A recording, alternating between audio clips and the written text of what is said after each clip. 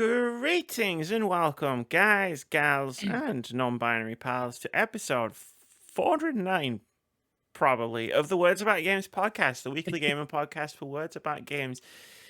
I'm your host, Amy Kate Alexander, melting in heat, and I'm joined this week by Mr. Deaf and Moody. Howdly doodly do, everybody. It's Friday. You know what that means. It's video game day, the holiest of all days, more holier than any holy day that is out there.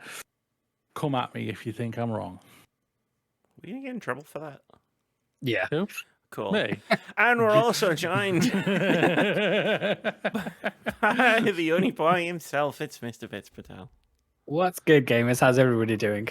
We indeed melting is the only word that applies. The sunlight is coming I've got through a fan on. the curtains, and the curtains are red.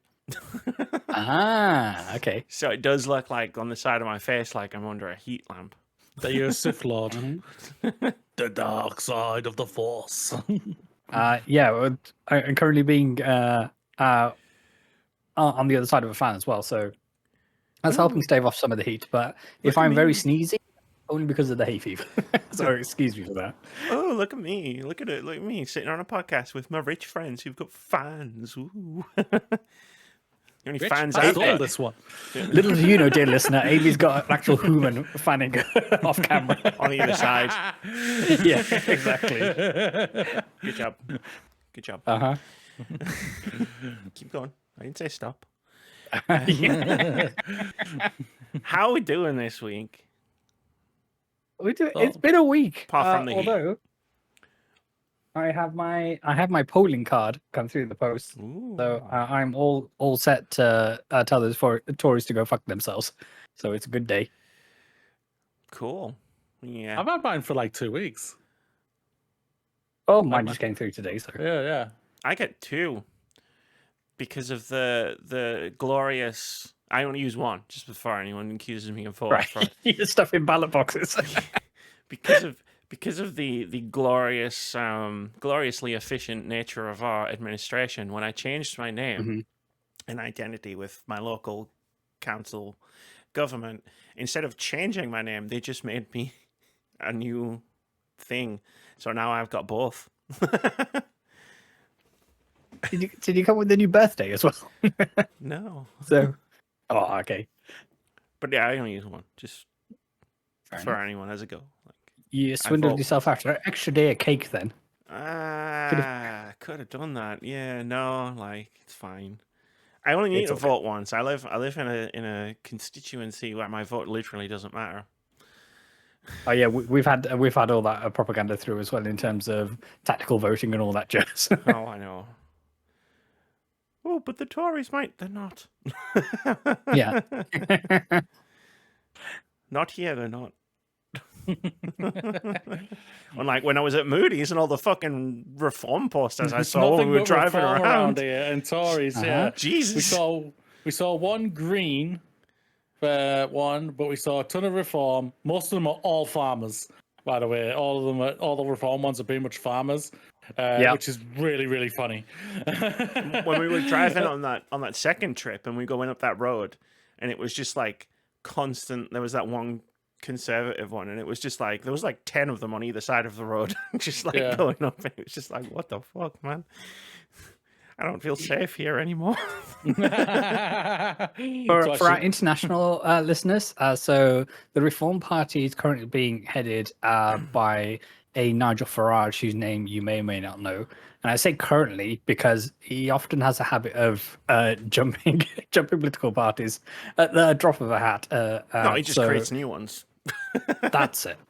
But, That's the thing, though. He ain't gonna do that. He's gonna win his seat, stupid place, and then he's going to walk across the other side to go to the Conservatives because he's going to become across the aisle. That's what he's gonna do. And then, like he's saying, he's not gonna because I'm here to destroy the Conservatives. We are the proper opposition now. Blah blah blah. And it's just like, no, you're not. they're all secret Tories, all of them, maximum. And you need to, if you want to be the opposition, you need to go probably to the blue side. And the oranges ain't gonna take you. So if they become opposition, which would be very funny if they did. The guy most well known in this country for going to Lightwater Valley and kayaking. He might be the leader of the opposition. But yeah, no, Farage is playing a blinder here. So he's going to win. He's going to go at the Conservatives, and then when Keir Starmer completely loses all of the voters that he's gained over the last few years, and none of the voters like myself go back to Labour, and he loses massively, and the Conservatives get back in, he's going to be the Prime Minister. Sure is. That's what we have to look forward to in our future. The man who... 2019 is when the world ends. If you put... No, 2029. Sorry, 2019. You can make an argument that 2019 was the year the world ended. This is true. There was a slight thing called COVID, If you put a Nigel Farage rally speech next to an Adolf Hitler rally speech, they're disturbingly similar. Is going to be our future leader. Because we decided we didn't like Jeremy Corbyn. The question is, which arm does he start lifting first? I think both all at once. Yeah, he's going to try a new thing. Yeah. He's going Hydra. Hail Hydra. Exactly. I mean, they were Nazis as well, so true. That's true. So I had a nice trip to Moody's, though. Apart from all of the reform. It was a banger. boards. It was a lot of fun. The farmers driving the tractors around at like 2:00 in the morning. That one night. The first night was like, time to crop our fields. War, it stopped raining. What a surprise! Amy turns up and it stops raining. We've also discovered for one when day. Amy and Moody get together in the same location, heat waves occur. We're just too hot to handle when we're together. We really are. Especially at CAX. Wow. I don't think you fully appreciated how bad an influence I can be until the second CAX we visited, where we found a Game Boy, Pokemon Yellow, Pokemon Blue, Red, and a Pokemon Red all together. And Moody was like, "Oh, I really want all of those," and I was like, "Buy them, just buy them all." You too are a phone enabler. Context. I like that. I want some context just before we continue this discussion. He just sold his Xbox for like 300 quid, so he had a lot of money, like more than enough to afford all of these things. I wasn't suggesting he like bankrupt himself. He had the money for it. Yeah, I did. But I only got blue and red. I'm going back hopefully on Saturday to get yellow and a Game Boy. So. Purple one, right? Hopefully it's still there. Otherwise, dear listener, you'll be able to hear the cries of Moody from wherever you are. That's the thing. I said. But I've been doing about that at the end. Yeah, but what else happened that day when we got home? That a guy came upstairs and went, "Oh, do you want me to put your TV on the wall and that picture on the wall?" Yes. So I had even more money. So if I spent it on a video game and a Game Boy, I wouldn't have been able to pay this man. Yeah, you would have. But you would have also been playing Pokemon on a Game Boy. You would have been reliving your childhood. We played Pokemon all Sunday. We really did. It's really fun. I'm real mad though. So obviously, 2024 has been the year of many things for me, and one of those things is I'm buying consoles and I'm buying old games, and I've mostly been going to local places for this stuff. I haven't really traveled far and wide. And then we went to Moody's, and it was like we went to one place one day, and then we went to the next place the next day, and it was like his places for these things are so much better than mine. I'm actually mad. The worst thing is the places that we went to, they're shitholes as well. So it's like, what the fuck? Yeah. But they've got a good selection of all video games. They really do. Moody can be your shopper by proxy, so he sends you pictures of what's on offer. Then he buys it for you, much in the same way you picked up Bulbasaur, and then just kind of trade going backwards and forwards. Yes, Bulbasaur has made its journey. It's there. I've still got the price tag on it, so that's why I'm covering it right now. But yeah, Bulbasaur's here. Bulbasaur's there, just in time. Bulbasaur with a Christmas hat, just in time for the biggest heat wave of the year so far. Exactly.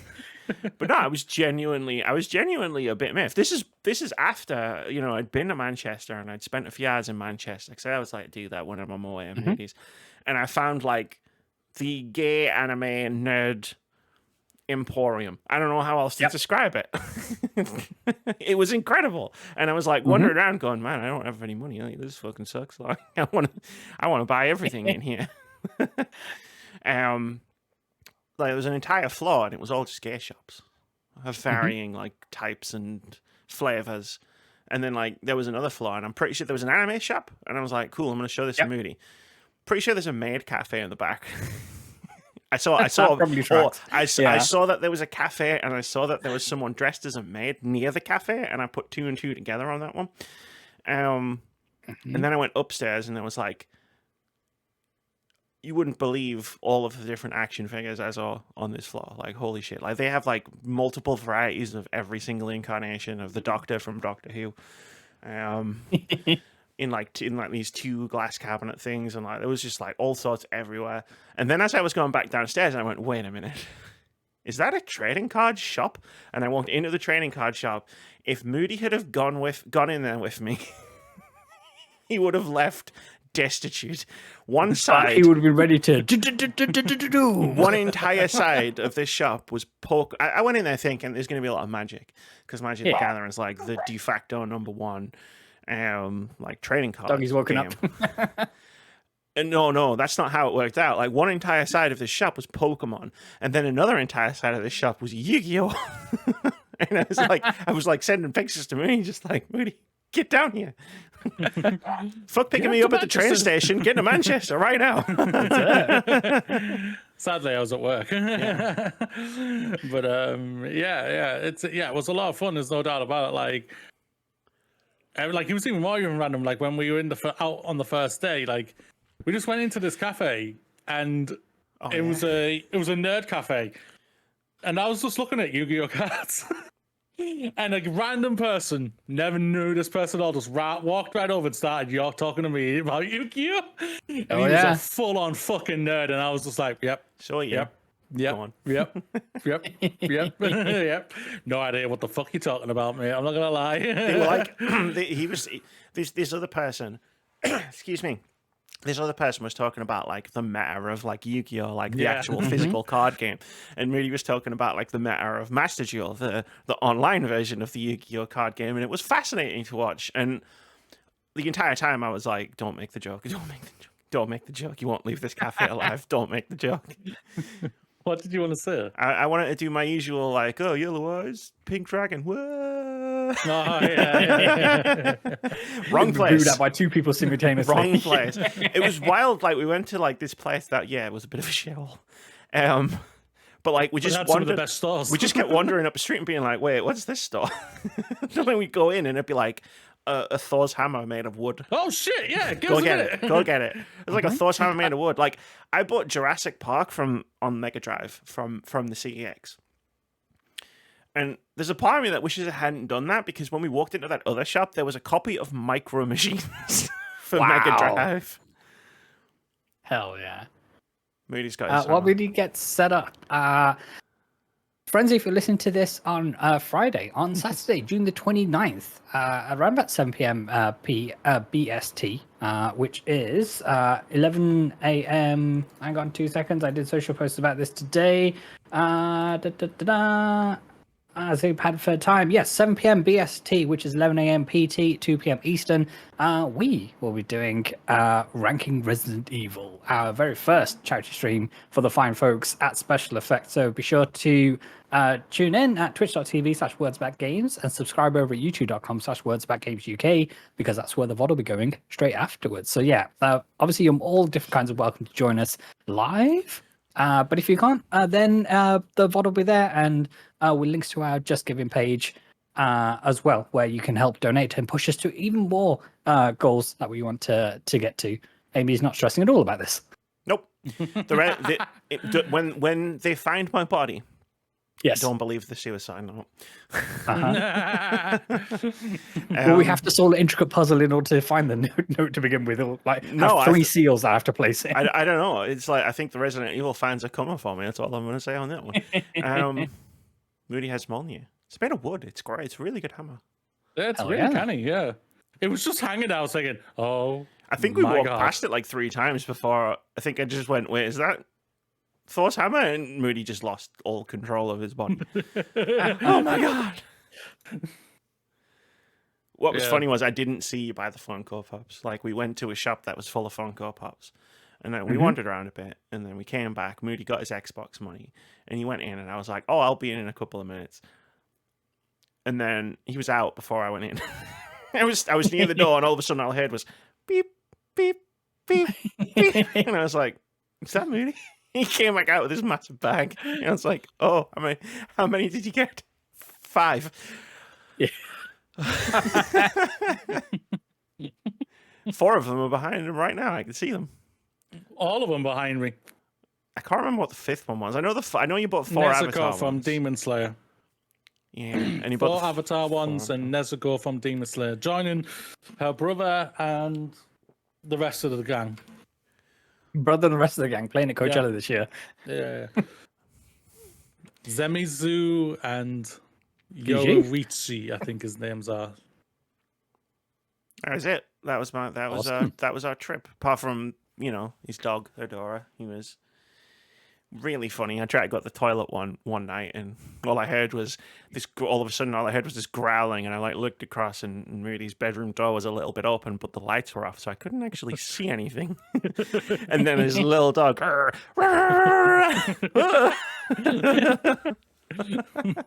She wasn't used to another person being in the room in the flat with us, so she's just like, full on defensive Wait. mode.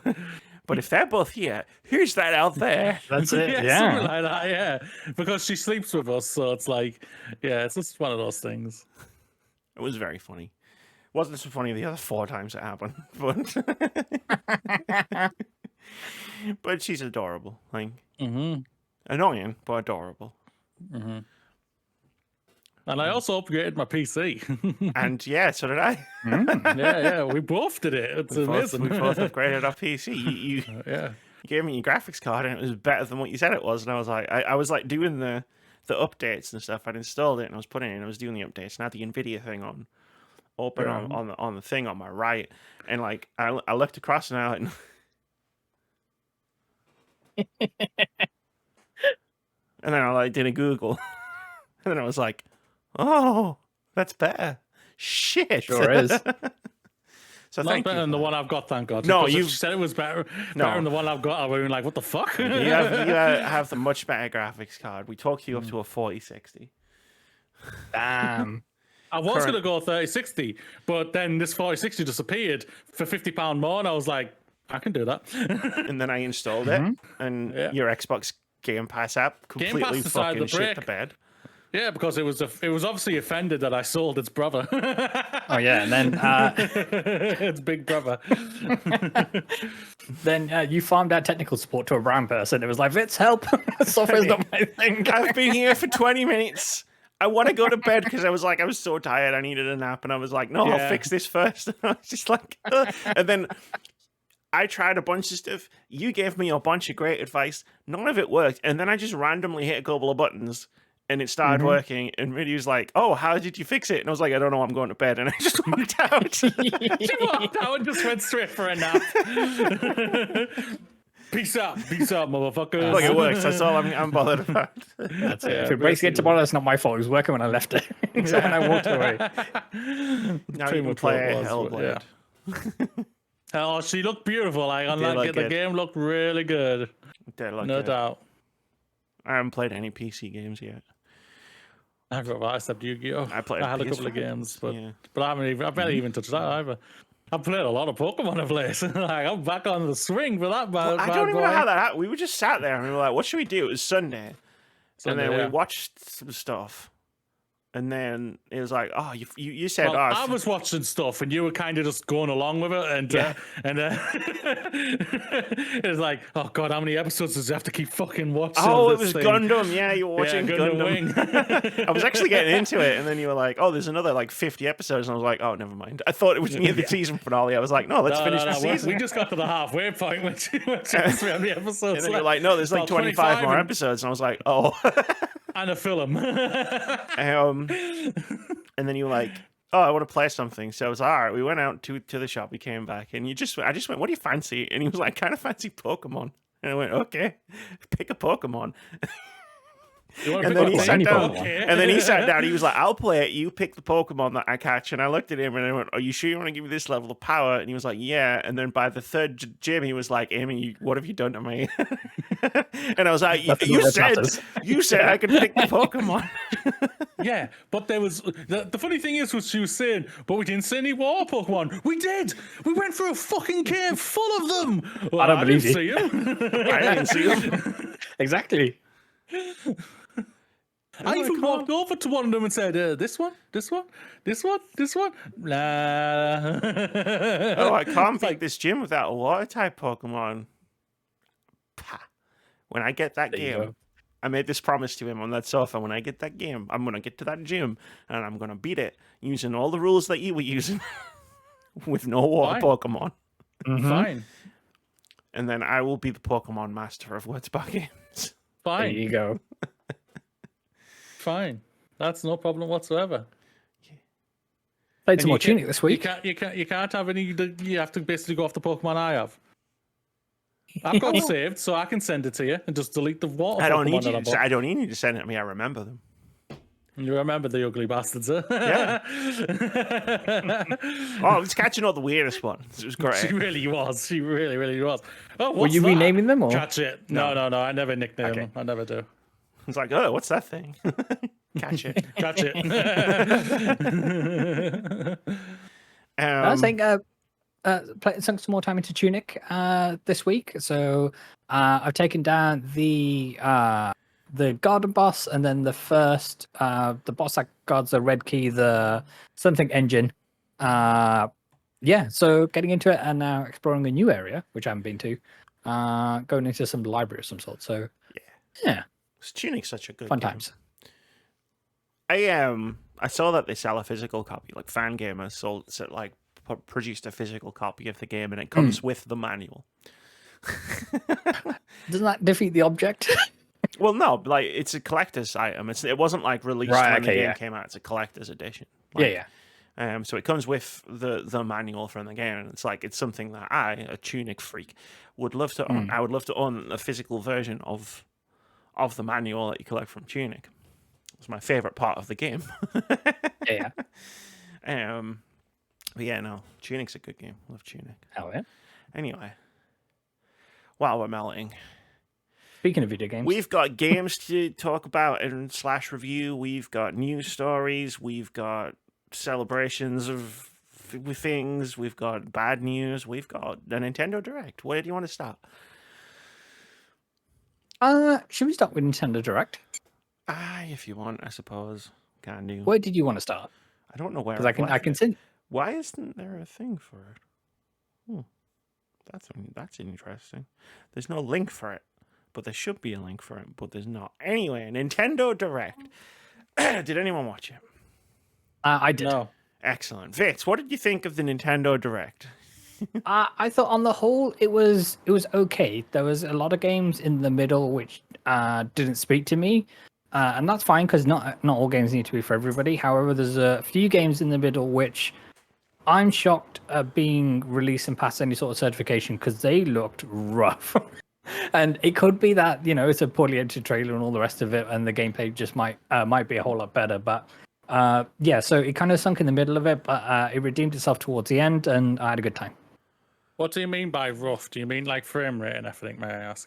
Yeah, but also the kind of just in terms of its aesthetics and not in terms of like its art style, but I could tell what they were going for with like a shell shading vibe, but its execution just looked awful.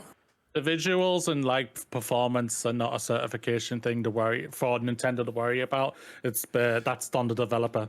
The same goes for PlayStation and like. Yeah, 100%. I said it in jest, but it's one of these of. No, I'm just more for context for like any listeners out there. Yeah. Like if they didn't know, If I could- it's like the Nintendo, PlayStation, and Xbox do not give a hoot about the frame rate or the visual style of the game whatsoever. They just say as long as you are abiding by our rules, that's fine.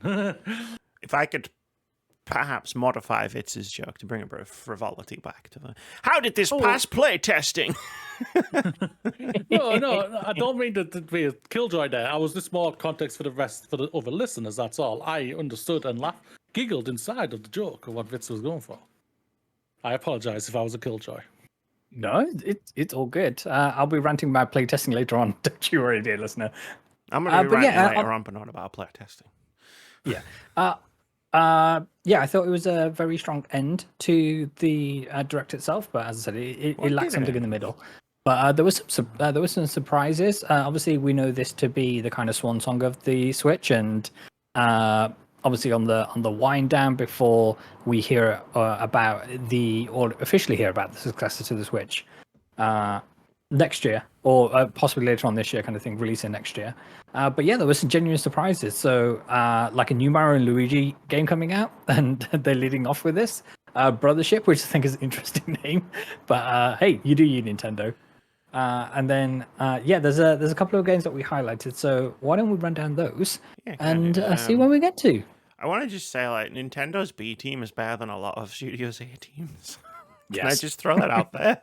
Like, if this is the slow year that Nintendo's having, and it's like, yeah, sure, there's no big heavy hitters, there's no Pokemon, there's no like Tears of the Kingdom 2, Electric Boogaloo, but like, I mean, this is still really strong. Yeah, 100%.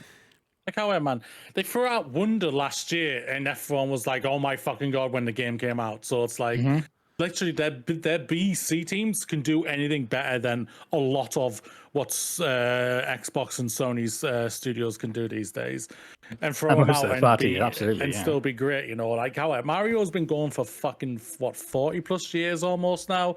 And yet he's still as relevant as ever, and his games are always different and unique and always refreshing. Like it's amazing what they've been able to do, and now to see what that seems like. I know we'll get on to one of those games, one of their other franchises that they've seemed like, what can we do with this franchise and make them and expand on it? Oh, let's do this, and that's why I think why people love Nintendo so much, because they can keep. Everyone like whines about saying like it's all the same thing over and over again and whatnot. No, Nintendo show that you can have the same characters over and over again and still make the game a game that people will want to buy. I want to be honest.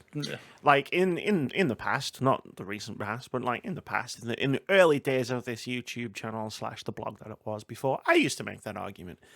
Oh, they just keep releasing Mario and Zelda games over and over again. And then what happened was, I actually sat down and started playing them. Because I had never really been a Nintendo kid. And then like the Switch, I started like the Wii U especially, like I started getting a lot of the different games. And I was like, oh, these are not the same as each other at all. Like Zelda has evolved so many times and changed so many times as a series, even just the mainline, air quotes, mainline franchise, like evolves and changes like almost with each new iteration. And it's just like, oh yeah, like no, Nintendo like knows what they're doing. Like I get it now. So I feel like that argument, you can only really make that argument if you're not familiar with the games that they put out in these franchises. Oh, 100%. And then definitely. I know it's cliche to say, but there is a genuine magic when it comes to Nintendo titles. Yeah, it's three things. It's called, one, they don't focus on horse testicle games. They actually focus on making fun games before graphics, which is why the Switch is a potato and it still like puts out some of the best games of a generation. Two, they don't fire their staff or close all of their studios constantly, so they retain all of that talent. And the people who know how to make those games can then evolve those games alongside them, evolving their skills or whatever. And I think there was a 3, but I forgot what it was. Nintendo just makes good games. They know how to make good games. That's it. So the first title on our list that we have here, Fantasia Neo Dimension. I mean, I love the fact that most of these are mine.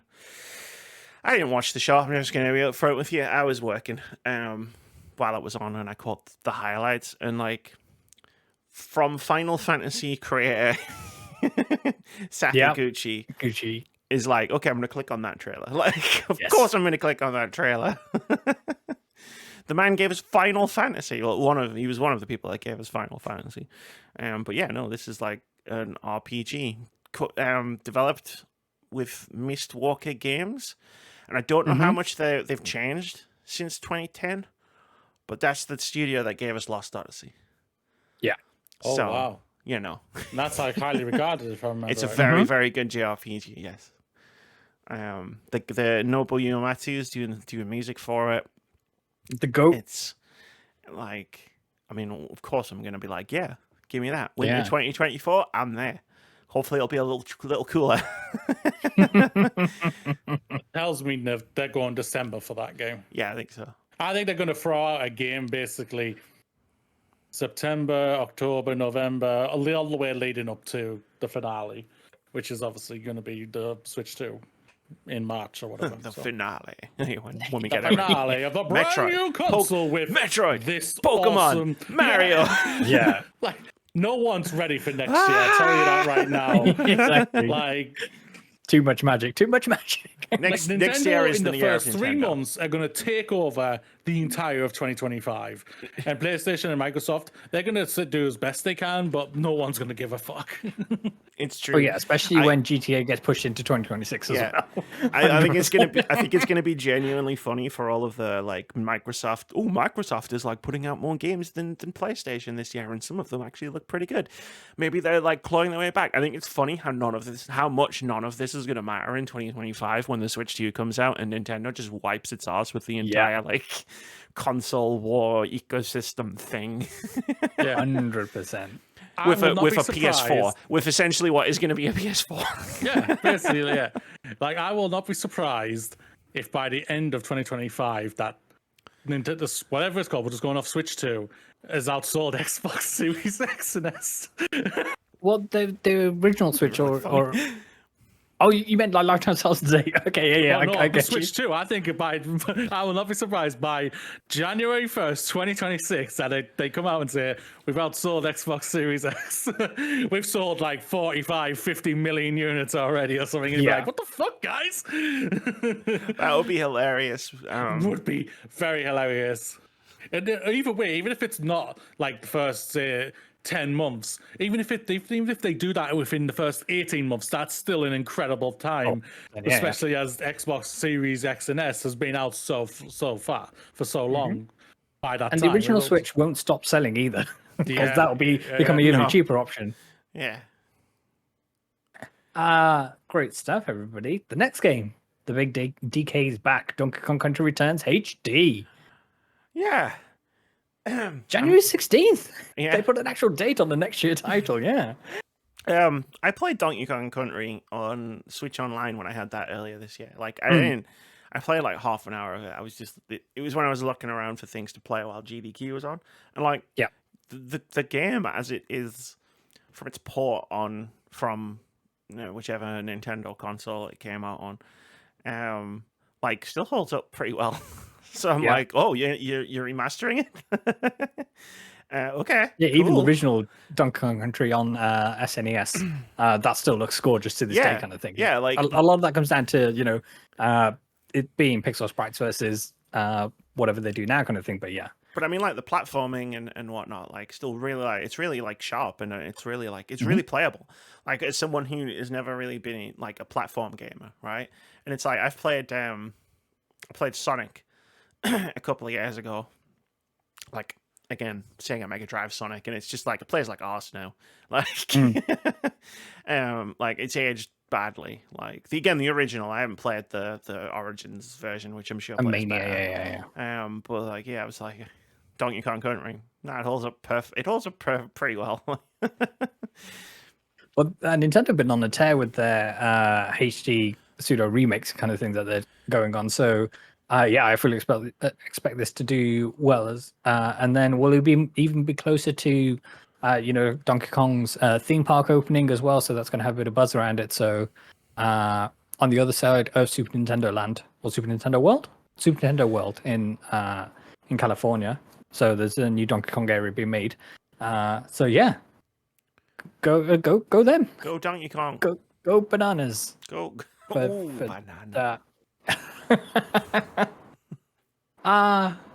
Then we had a slew of other games. Luigi's Mansion 2 HD, which is the review embargo dropped this week.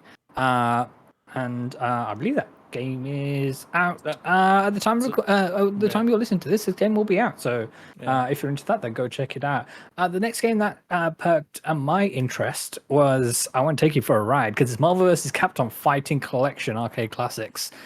So this is the latest legal way to play titles such as Marvel vs. Capcom 2 on not only to come to the Switch, but it's also coming to PlayStation, it's coming to PC. The one omission is Xbox, and a lot of those fans go all up in a tizzy about that. But I believe it's just a licensing thing because Sony and Spider-Man. There might be other issues that I'm not aware of, but that seems to be the most prevalent one to me. But to hear that music and see the beautiful fan art, not fan art, the official artwork that came out with this, with I mean it also inspired a lot of fan art, but of Cyclops and Ryu doing the Predator high five handshake kind of thing, and this game I'm sure will still be amazing as it did when it first released, and a whole new generation of people is going to get to experience this game. So, hell yeah! I played one of these games on the Sega Saturn with Keith. And we didn't play it a lot because he always played one of the characters from Darkstalkers and refused to change. And I always... Was it a lady wearing a black leotard with green wings? It was like 25 years ago of it. Yep, I'm guessing it's that one. The fact that I still remember she was from Darkstalkers is enough. But he wouldn't change. And then I always played Jill Valentine, and I refused to change character. And then we brought Russ into the mix, and Russ would play Iron Man and refuse to change character. And it was just like, what are we doing, man? Like, we're just having the same fight over and over again. That's it, yeah. It's a new Ken versus Ryu that everybody does when they play Street Fighter. Jill Valentine versus Iron Man. Exactly. The Master Unlocking versus Iron Man. I remember her attacks were like she could do a rocket launcher, she could get a zombie to dive at someone, and then there was like one where it was just a crow, and it just went across like the screen, and it's just like it was such a random grab bag of attacks, and she had a gun, amazing. Obviously.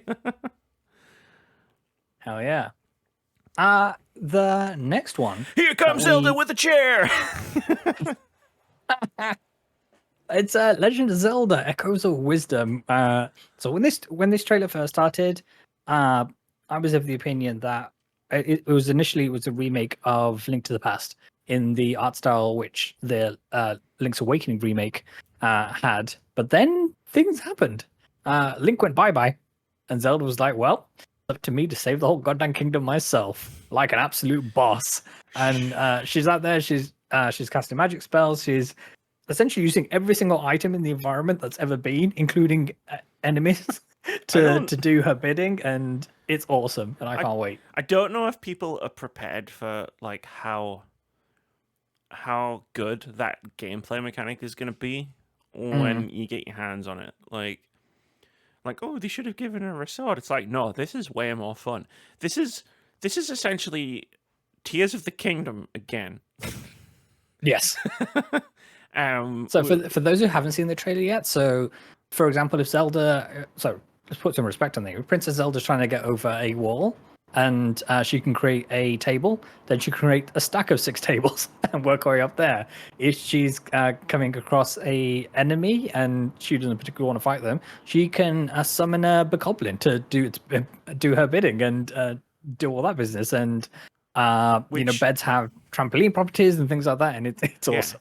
Which is the examples in the trailer, and it's the beds have trampoline properties that I like really want to just focus on for a second, because it's like you're gonna enter tons of situations in Echoes of Wisdom where you're gonna have a problem. I have to get past this thing. Like, how do I get up here? And it's like, yeah, sure, you can stack tables and you can jump on the tables, but you can use any scanned object that you've seen in the entire game. The creativity that you're going to be able to put into this game is going to be off the charts. Like, the ways you're going to be able to solve any problem in this game. Like, if you think it, you can do it. That's the dream. Yeah, although like And I do wish they'd given her a gun. I feel like she deserves one at this point, but I will settle for this. hopefully we can cast like spells from her stuff kind of thing to really stick it to them. But yeah, Does hell anyone yeah. does anyone around in Hyrule have a gun that I can copy? But no, like this, like we talked a bit ago about of the games that we're most looking forward to from the future, like a month ago or something, and it's like what. This is my most look for. This is the game I'm most looking forward to for the second half of the year. Yeah, For 100%. sure. Like, after like thinking about that trailer for a week, I'm just like, okay, I need this game. This is shot to the top of my list. And you can imagine what the speedrun community is going to be like with this game, can't of how wait. they managed to bounce themselves out of bounds and all the rest They're of gonna it. do some crazy shit with this game. You know, they're down to like, Animal Well. Like Yes. the any percent Animal Well speedrun is down to like 3 minutes at this point. Took me 8 hours to do the any percent. That's awesome. Moody, Legend of Zelda: Echoes of Wisdom. Does that speak to you? Yes, because it's something different and refreshing. Like like I said, like at the beginning of this, they always do a different spin on it, and it's in the same art style on I can't remember that last one they Link's did. Awakening. Thank you very much. But I absolutely adored and I loved that game. I thought it was such a good little take on the game, and it's so the same special, thing. yeah. So yeah, this looks like it's gonna be full of awesomeness, which I think I can get along with. The next game on our list, Tales of the Shire, a Lord of the Rings game. Dated winter 2024. Just looks chill.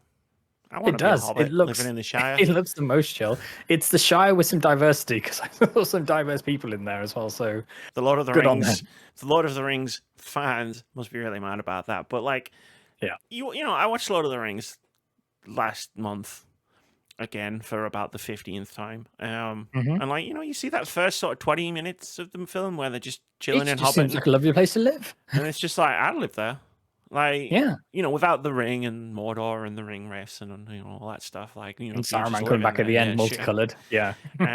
I'd just be like, I would live there. I would love to live there. Even if I was like Ian McKellen and I was banging my head off all the ceilings, I'd still love to live there. I'd just buy a helmet. Yeah, or just build a bigger hobbit hole for yourself. What is this game though? Like, is it? I don't like. That's the only thing I don't know. Like, what is the gameplay of this game?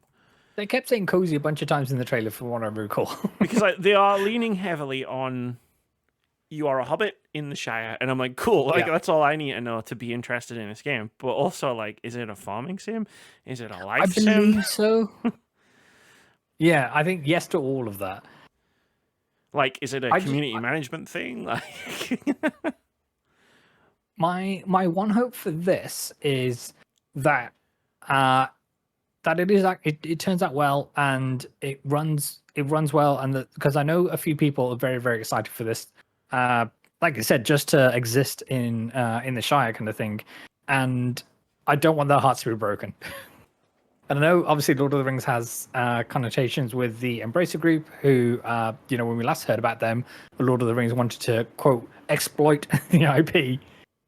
yeah, they started making this before they said they were going to exploit the IP. Yeah. I'm reading the Steam store page now, and I don't want to get anyone's hopes up, mostly mine. But this kind of sounds like, what if The Sims was set in the Shire?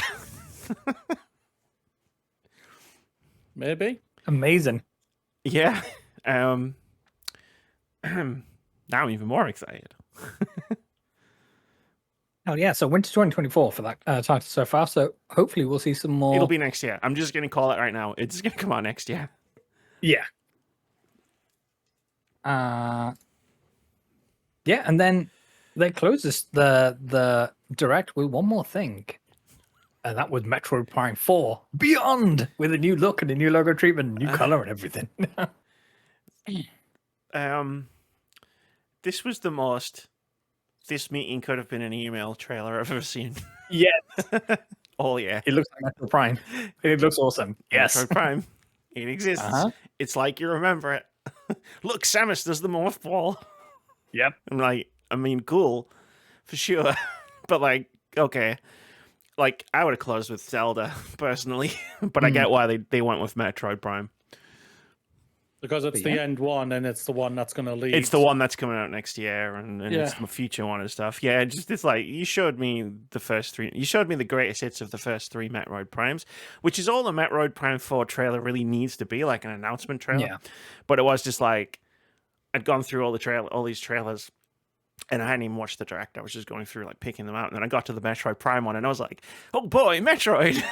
And then I was like, all right, cool. Well, that's Metroid, yeah. That's Metroid Prime. Looks stunning. But yeah, looks stunning. Metroid Prime 4 Beyond. So, yeah, it'll be interesting to see how that game turns out. And that, my friends, was the Nintendo Direct for June 2024. So how terrifying is the Switch 2's launch title's going to be here?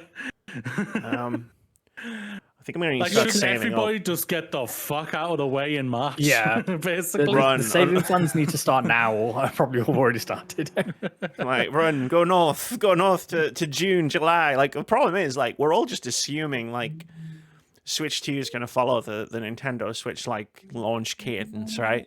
Where it's like, we're all just assuming it's going to come out around about the same time as the original Switch did. It doesn't have to, and it might not. Like, it might come out towards the end of the year. It might come out earlier. It might just, like, hit in January or something. Like, have they even confirmed that it's definitely coming out next year?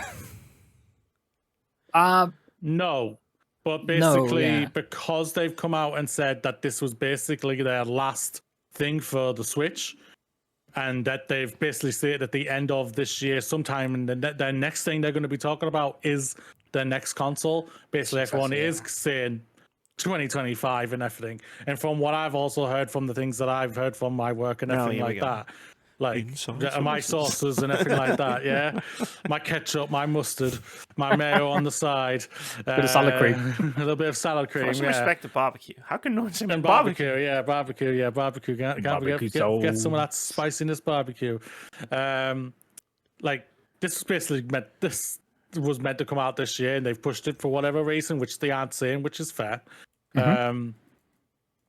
And he's not like the existing Switch was in dire straits and not selling a bean in terms of like we need to get it out or anything like that. If you want to give the teams more time to bake, get more production sorted to get more units out on shelves and things, then by all means go for it. I won't lie that I wouldn't be surprised if it was a little bit of a deviance behind them thinking, we can beat PlayStation 2's them. This is what I was going to say. Knowing how Nintendo operates, like, because they're happy to finish games and just have them sitting around until like a good opportunity to release them like comes. That's why Tears of the Kingdom didn't come out like for an extra year.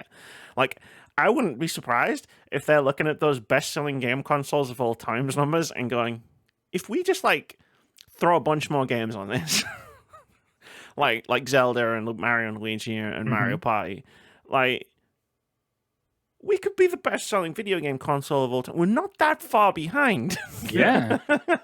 And also, Nintendo like, is what? Go on, Vitz, sorry. I was going to say, Nintendo did this strange thing where they also lump in all the different variations of the Switch as well.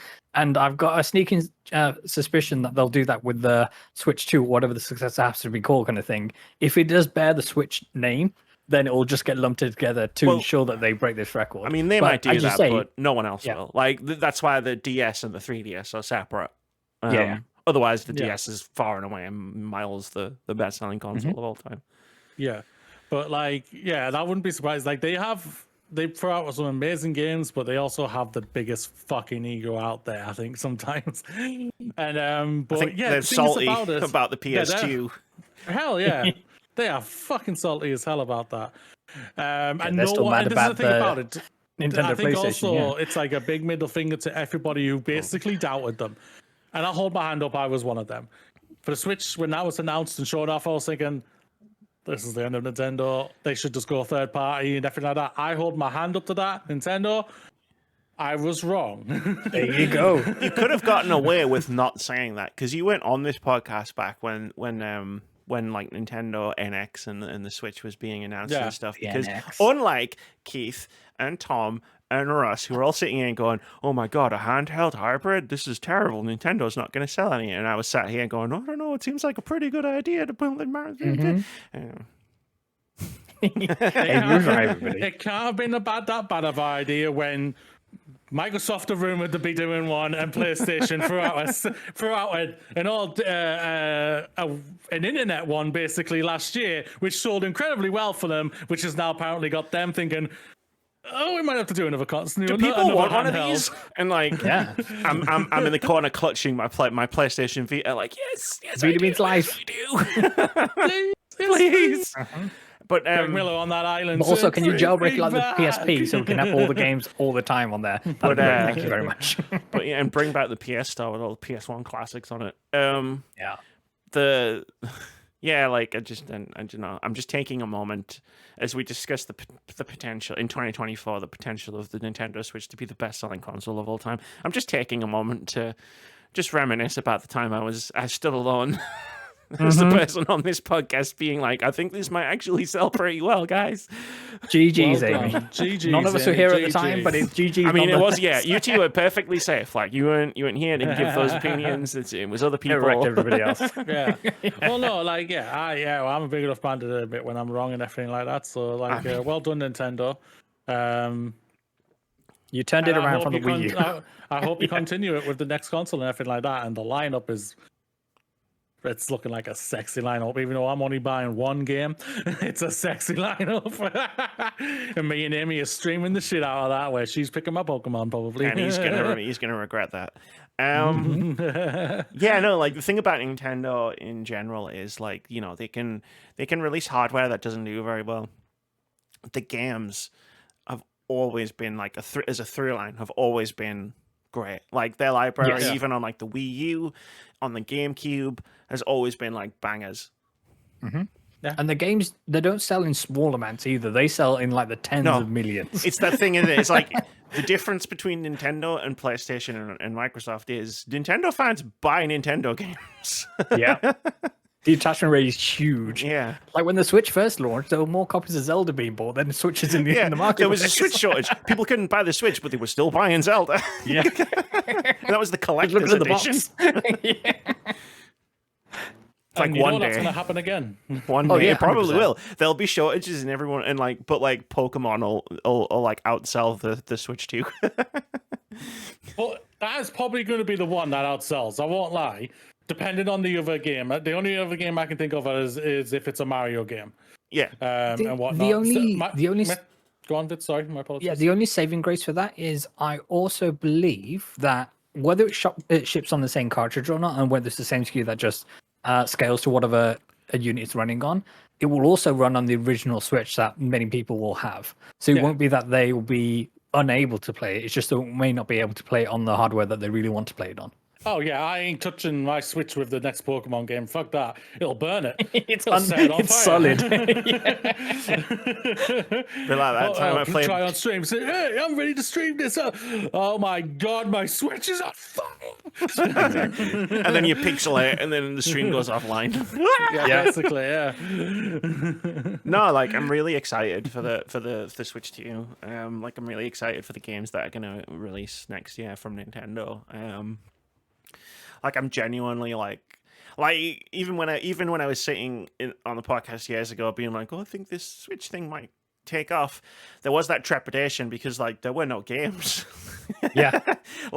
There was a Zelda game, and no one knew Breath of the Wild was going to be the greatest thing that ever happened, to video games in the 21st century, right?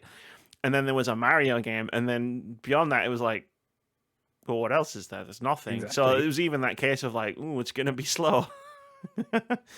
But no, this time it's let's go. I feel like Nintendo remembers that happening, where some of the discourse was, where are the games? And they've gone, oh, you want fucking games? You want fucking games? I'll fucking give you some games. To that point, though, we still don't know what the Mario Kart team has been working on and what they're chefing up back there, and that just fills me with excitement in terms of. Obviously, we've got the Mario Party team, and they're doing the Super Mario Party Jamboree online multiplayer in Super Mario Party. Mwah. Genius! Yes. You finally did it. Having said that, That's sold 20 million. Super Mario Party sold 20 million units. Yes.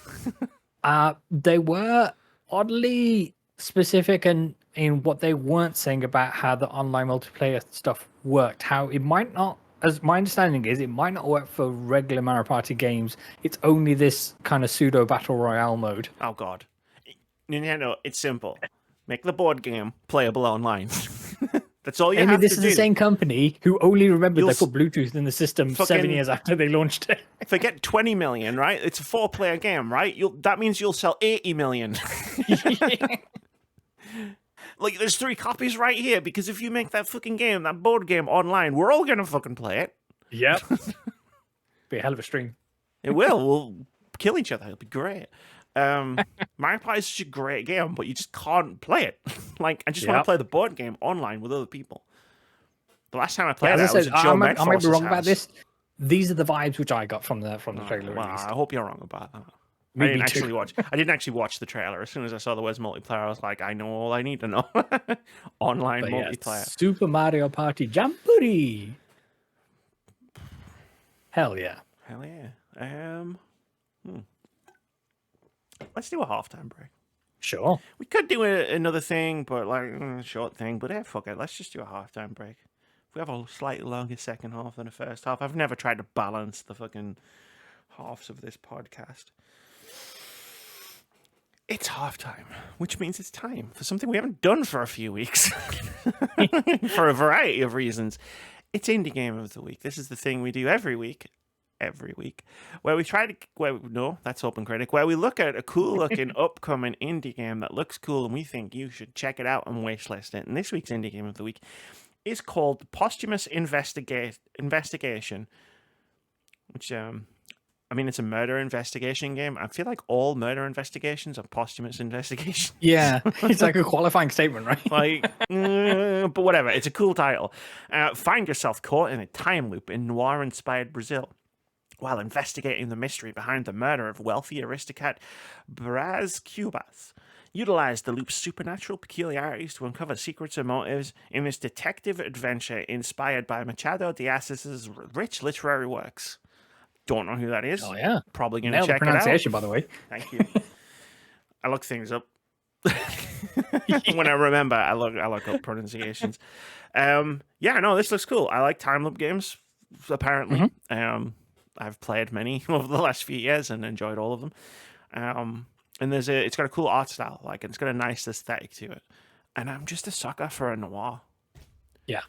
I feel like 100%. I feel like I've proven this over the last few weeks with all the games that I've been going, hey, look at these cool rocks I found, guys. I saw this and I was like, ooh, I have to put this in. It's called the Posthumous Investigation. There's a Get it on your wish list, everybody. Steam link in the description, wherever you choose to listen to or watch this podcast. Click that. Click the wish list button. I believe, don't quote me on this, there's a demo currently available for it. So click that download on that demo button and play it if you want to get more into the game. Hell yeah. But the most important thing is to wish list it. 100%. One of my good friends, she recently put a PC together and was like, first time having a PC, I need some indie games. I pointed right to our curated list and said, here's all the indie games. That's I know it's all the indie overwhelming, games you're going to need. but yeah, that's it. If you go onto the list, by the way, you can click on our Steam Curator list, which is new, and I keep forgetting to mention it, and you can see all of our past indie games of the week. Did you know of it? By the time this podcast goes live, there will be a Steam sale. There will be. And Steam sales, like every fucking game on Steam goes on sale. It's really difficult to figure out, what do I buy? Let me tell you, click on that Indie Game of the Week list, and you can go to a special little tab where you can see all of the games that are on sale. Absolutely. On our list. And then go, hey, Amy recommended this game to me. It must be pretty good. And yeah, I'm usually not wrong. Go buy those games. Support some indies. Exactly. With that being said, I'm going to throw a window open, dunk my head into some ice. I think there's an ice pack. Stay hydrated, everybody. I think there's some ice pack in the freezer. Hopefully. Either way, we'll be back in a moment. Just before we dive into the news, because I didn't put this in the podcast show notes, but it's the Elden Ring discourse currently surrounding the Yeah. difficulty is sending me into orbit with how funny it is Mhm. to watch all of these good gamers complaining that the DLC is too hard, while journalists had like a week to play it and managed to finish it with no difficulties. Yeah, no difficulty, no guides, and obviously they were like texting each other through the week. But the fact that these gamers are calling the easy mode journalist mode is what sent me to the moon. And it's like, because that's been the joke for years. It's like, oh, journalists need an easy mode to play these games. Lol, lol, lol. And now, like, well, how the turntables, like, it's sending me into orbit, like. And I love the fact that, like, Tam and like Imran, I beat this boss in 3 tries. I was like, I beat this boss you're all stuck on in 3 tries, and it's just like, and then like Bandai Namco had to put out a tweet which was just like, guys, you need to use the game mechanics that are in the game. Yeah, get those Scooby-Doo blessings or whatever they're called. Yeah, it's like, if you use the game mechanics, you'll be able to do it. Mm-hmm. It's very funny. Sorry, I saw Hey, never apologize for that. I That saw was a awesome. thing while we were on a break, and I was just like, this is so fucking funny to me. But yeah, that's that out of my system. So do we want to do some news, or do we want to do some games? Because we can do one, then the other. We don't have to do one or the other. Just throwing it out. There's some games. Yeah. We'll do some games. So when I got back from Moody's, like, I'm on holiday right now. Like, as Moody knows, like, my entire vibe while I was at Moody's was, my entire vibe is this. Yeah. You were like Weekend at Bernie's. Yeah. Just like, I kind of was, yeah, I kind of was, like, and I still am, like, so it's like, I'm making a conscious decision to, like, play through my 2024 backlog. Like, I've got a bunch of games piled up, and I'm like, cool, I'm gonna start working through that for, like, the next 2 weeks, give or take. So I sat down with probably the lowest rated on Metacritic of all of the games that I have on my backlog, which was Alone in the Dark. So I was like, I've had this game rented from Boomerang since not long after it came out, and it's just been sitting in my box. And I'm like, I gotta play this and send it back. They're gonna wonder what the fuck I'm doing. I've had it for months. Like, it's not a long game. Scratch the head. What is she doing? Like, why does she still have this game? It's not that difficult, is it? It's not, no. So I threw it in the PlayStation and I played it like last night and then finished it this morning. I'm not gonna, like, this isn't gonna be like a rebuttal review of like, the OpenCritic score is too low. I'm just gonna give my thoughts on it, which is, you know what? It's actually a pretty good game. Like, it's decent. I would definitely call it decent. It's a remake / reboot / we're taking the original game, but we're also making our own version of it, kind of thing. Like, there's stuff that's definitely like the first game that came out in 1992, which is like, you got the 2 protagonists, you've got Edward Carnby and you've got Emily Hartwood. You play as one of those 2 characters, and like, you'll get different interactions with characters as you go through the game, depending on which one you've played. But you don't get like a fundamentally different story. And like, I played as Emily. He was voiced by Jodie Comer. I think that's how you pronounce her name. She did a fantastic job. The other guy was Hopper from Stranger Things. I didn't really get to see much of his voice acting because like, the 2 characters separate quite a lot throughout the game. But he also did a fantastic job. And yeah, like, it's your traditional survival horror. Like, it's Alone in the Dark fans get so mad when you compare it to other survival horrors because it was the first one. But it's kind of like a cross between Resident Evil and Silent Hill. And what I mean by that is, you've got the spooky mansion. In this case, it's a 1930s retreat. It's where like, rich people would send their family members who were like causing issues because they were insane or whatever. That kind of thing. It's not a mental asylum. It's a mental asylum for rich people in the 1930s. And like, you explore that through we're going to the Hamptons, but not the Hamptons. The Hamptons. And it's like, you explore that, and like, throughout 5 chapters, and you get new keys to unlock doors, you solve puzzles that unlock new things. But like, peppered throughout is like these visits to other places, like in a supernatural sort of way. So you get this talisman and you like do some stuff to it. It's very the whole thing is very Arkham horror, like Eldritch kind of thing. and it's like, and then boom, you walk through the closet and you're in Greenland, and it's like a part of like the guy who you're there is Emily's uncle. Called Jeremy, and it's like you're trying to find out where he is, what the fuck's going on. So you keep going to like a desert in Egypt, or like Greenland, or like other places. Like there's a boat in the bayou. So like you have these like brief periods of like, I'm in this fucking complete other place now. There's monsters. Yeah. Oh shit. It's really actually quite decent. Like that would be my first overall sort of comment on it. Like I was not prepared for it to just be solid. Like I know, and I did read through some of the reviews, and I know a few of them mentioned bugs, and I'm guessing it's been patched since then. I did have bugs, but nothing like egregious that would make me be like, oh, this makes the game worse. Like it makes it funnier in places. Mm. But no, it was a decent game. Like I had a lot Oh of fun. yeah, I'm glad you enjoyed it. Jodie Comer, who friends you may know from Killing Eve, and then David Harbour. Not only they've been in Stranger Things, they've been in that awful Gran Turismo movie, which for some reason people don't think is awful, but I found it offensively bad. You're not on your soapbox yet. Simmer down. Push it back. But yeah, no, like I wouldn't call it like I'm not going to be like sitting here like trying to argue it's like it's the top 10 game of 2024 at the end of the year. But you know, I'm glad I played. I had a fun time with it. Like I can see all of the criticisms, and I even share quite a few of them. The monsters are kind of just like whatever, you know what I mean? Like they're monster shaped things to shoot at, or hit with an axe or whatever. And the combat's not great. Purely because of the hitboxes. I feel like there's something wrong with the hitboxes. Like, so you have a dodge Too big, mechanic. too small? Too big. You have like a dodge mechanic where it's like monsters are closing on you, and like you try to dodge, and like they swing, and like I feel like I'm getting hit when I'm behind them, if that makes sense. Oh. Where it's like I'm taking the hit, but I'm nowhere near them. Even, you know what I mean? It's like like the arm didn't really collide with me. Like I don't know. Like kind of like. It kind of sucked a lot of the fun out of the combat, especially the last boss fight, which was just bad. Like, like I loved the final chapter, the big reveal of like what's going on. I was cackling in a good way. I was like, "This is fucking great! Like, I love this." And then like, "Oh no, I have to do a boss fight." Damn. But you don't like. There's a good balance between puzzles and combat and exploration, so like you're not like constantly like fighting. So I wasn't constantly being like, oh, these controls suck. Like I was doing the puzzles. None of them are like brain teasers.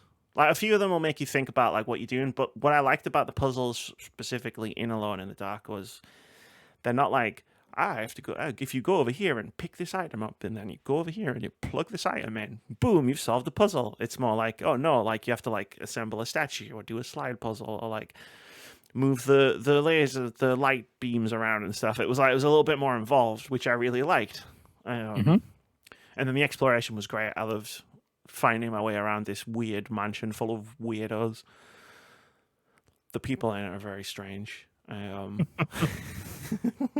Very like odd. It's like, I don't know if the writing was just a bit stilted or if like it was intentional, because it's a horror game. It's like an eldritch horror game, but like, you know, all of the people are a bit off, and I feel like it's a combination of both. I feel like the writing wasn't tremendous. Again, it was decent, but like it worked because of the mood that you were trying to set in the game. So like I could forgive like the weird lines or like the weird line reads. Yeah. Because it fitted the ambience of what they were. It fits what you're trying to do here. So it's like, yeah, cool. I'm down for it. And like the one thing I will say, shout out as being really, really fucking good, is the sound design. Like for all that, like the monsters are like, yeah, whatever. It's a thing, threateningly shaped. I'm gonna shoot it. But like the sounds that they make are great. And like when you're like exploring an environment, whether it's the mansion or one of these other places, it's like you know when like you think there's a ghost in your house, but it's just the house settling. Yeah. Like imagine that all the way through the game. Like you constantly feel like there's gonna be something around the next corner.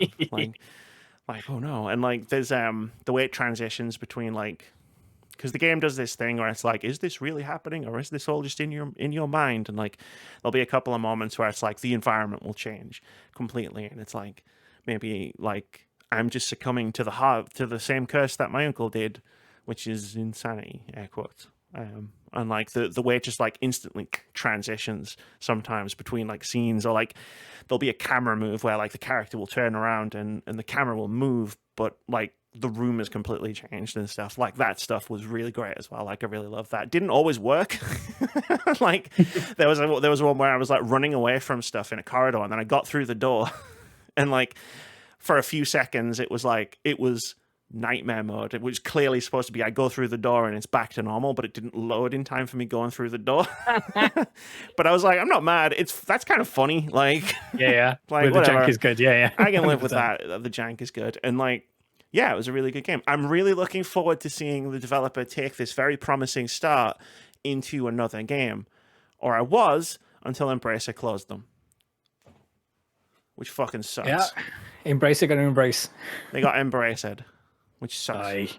Because like, it's a decent game. Like it's a promising. I would call it a promising game. I look forward to them making a sequel, or DLC, or a brand new game. Like and taking the lessons that they've learned from making this game and applying them to the next game. But sadly, that's not going to happen. Yeah, that's dead in the water.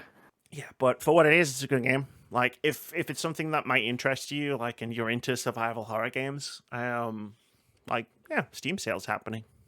Check it out. Sure is. Alone in the Dark. Alone in the Dark. I can categorically say it is the best Alone in the Dark since 1992. It's not a high bar. That's an accolade. But it's a bar that the game cleared. Uh-huh. Amazing. All right then, friends. It's soapbox time. So as regular listeners to this fine podcast will know, I'm the resident sim racing person here. And Forza Motorsport, a couple of weeks ago, decided to roll out the 9th update, handily titled Update 9, all about endurance racing. Now, for one of my biggest complaints of Forza Motorsport were that the races were too short, and in spite of the pre-release trailers and whatnot showing UI elements where you can increase the length of races for potentially increased rewards, none of that actually made the final cap. But this was the update titled Endurance, and they were finally adding endurance races to the game, and I thought, great. We downloaded the game because I uninstalled the game because of how bad it was in the first place. Downloaded the updates, that's fine. It gave you a bunch of gifted cars, which is great. Then I saw that the endurance events, for single player at least, are timed exclusive, want for a better word. So they're not part of the main quote-unquote career, which they're still adding new events to. But this is essentially a month of events which after, I want to say the end of July, they'll go away, which is a strange decision, but, you know, it's got bigger problems than that. Then we decide, okay, let's dive into these endurance races. And endurance for them quantifies as a race that will take you around about 45 minutes to complete, which is okay. The issue here is that the AI isn't necessarily set up to do 45 minutes. So the AI in Forza has always been aggressive, and they'll always try to ram you off the road and all the rest of it. And when you've worked your way out to the front and you're trying to manage the pace and manage your tires and fuel levels and all the rest of it, the last thing you want is to get 35 minutes into a race and then the AI driver in P2 just send it and take you out because it's got bored or wherever it is. So there is that. But we managed to do the first of the 2 endurance races that was available on the week of the update launching. I thought, great, got that out of the way. Then it came to the second event, which was the first event was held around Sebring, home of the Mobile One Sebring 12 Hours. The second one was based at Silverstone, home of the British Grand Prix for Formula One. I've been there. And yeah, so they put you in prototype sports cars. So the same machines that will have you will be running at Le Mans, or have just run at Le Mans for the 24 hours in the month of June. Trouble is, they have a set of different car classes, which is how they separate, cars which are a particular performance band, they live in category X, and then they'll have category P, category R, and what have you, different letters. For some reason, they didn't make this a multi-class event. So the top class was Class X. In order to win the event outright, in order to say, well, you won the race, here's the rewards, you have to drive Category X cars. At the time of recording, there's only one of these cars, and it's the Porsche 919 hybrid. So this is a 2017 LMP1 car that won Porsche's 19th overall win at Le Mans, as well as a bunch of other races. The stock setup of this does not work, and I do not know how this made it through any different types of playtesting that they did, because the car is literally undrivable, and you have to troll around the internet to find yourself a decent setup, and in order to make this remotely possible. And I tried both on my wheel and on my controller as well. It was just about as both. So I have a firm belief that no one at the studio actually played these. They just thought, right, 20 laps around Silverstone or 24 laps around Silverstone, right, print it, ship it out the door kind of thing. It beggars belief, because that was still one of the most frustrating races I've ever done. And as a result, I uninstalled Forza because it was making me a bad person. Finally. And my partner and everybody else rejoiced. We did. So we were messaging each other. Yeah, the search for a decent sim racing game with a offline component or single player career continues. But that's Forza Motorsport. So it still goes under my not recommended bracket of racing games, along with Assetto Corsa Competizione, a regular Assetto Corsa, Gran Turismo 7, and a few others that I won't care to mention here. But yeah, hopefully there'll be more better racing games coming later on in the next couple of years, and I'll be a happy boy. One day, Vitz, I believe. Yes. One day. Thank you. That will happen. I'm sorry. I'm sorry that away. all of these games hurt you, but thank you. You should definitely stop playing them. Oh, 100%. Yeah. But I know you were conspiring to get me to uninstall Gran Turismo 7. I don't think I'm quite there yet. What do you mean were? That sounds like past tense, like I'd given up. Like, I haven't given up. I'm just going to distract you with cool, different games that are on Gran Turismo. Ah, there you go. Well, my next plan is to find the email address of the developer of Tiny Tires and be like, yo, guys, you've got to fucking give me this game. My friend does not experience joy for months. There you go. Tiny Tires looks amazing on our Steam curated list. And coming soon, so be sure to add it to your wish list, friends. Sure is. I have a quick one to another review of a game I played just after Summer Game Fest ended, which was the Alan Wake 2 Night Springs expansion, which is good. Like, even for Remedy, this DLC is fucking weird, man. That's saying something. It pushes, It pushes the bar of weirdness even further. So it's 3 episodes, which is like, they're like spin-offs, like what ifs almost. The first one is you play as the waitress from Alan Wake 1 and 2, who now has a shotgun. It's one of the funniest things I've played in years. Like, I don't know if you've seen any of the trailers or any of the footage from it. I've seen some of the gameplay of it, and some of the like one-liners the characters are sharing with each other as they're just running around a cabin is wild. And I'm right in saying it's kind of styled to be kind of Twilight Zone-esque in terms of there'll be an introduction to each episode. Yeah, so David Harewood introduces it in character as his character, Wallingdor, and you would remember it. And yeah, like in universe, like Night Springs has been a thing since Alan Wake 1. Like that was one of the things you could like wander off and find a TV and it would play an episode of Night Springs, which are great. They're fun to watch, but like, yeah, these are like 3 episodes of Night Springs written by Alan Wake. And yeah, like some of the dialogue in that first one is just unbelievably amazing. Like, oh no, help, I'm just a poor defenseless writer. Yes. Won't somebody help me? And I was just like, I was rolling through that one. The second one is sort of you play as the main character of Control, Jessie, without her powers that she gets in Control. So it's kind of just like Alan Wake third-person shooter stuff. That one was fun. It had fun with stuff. And then the third episode, which I won't spoil it anyway, is called Time Breaker.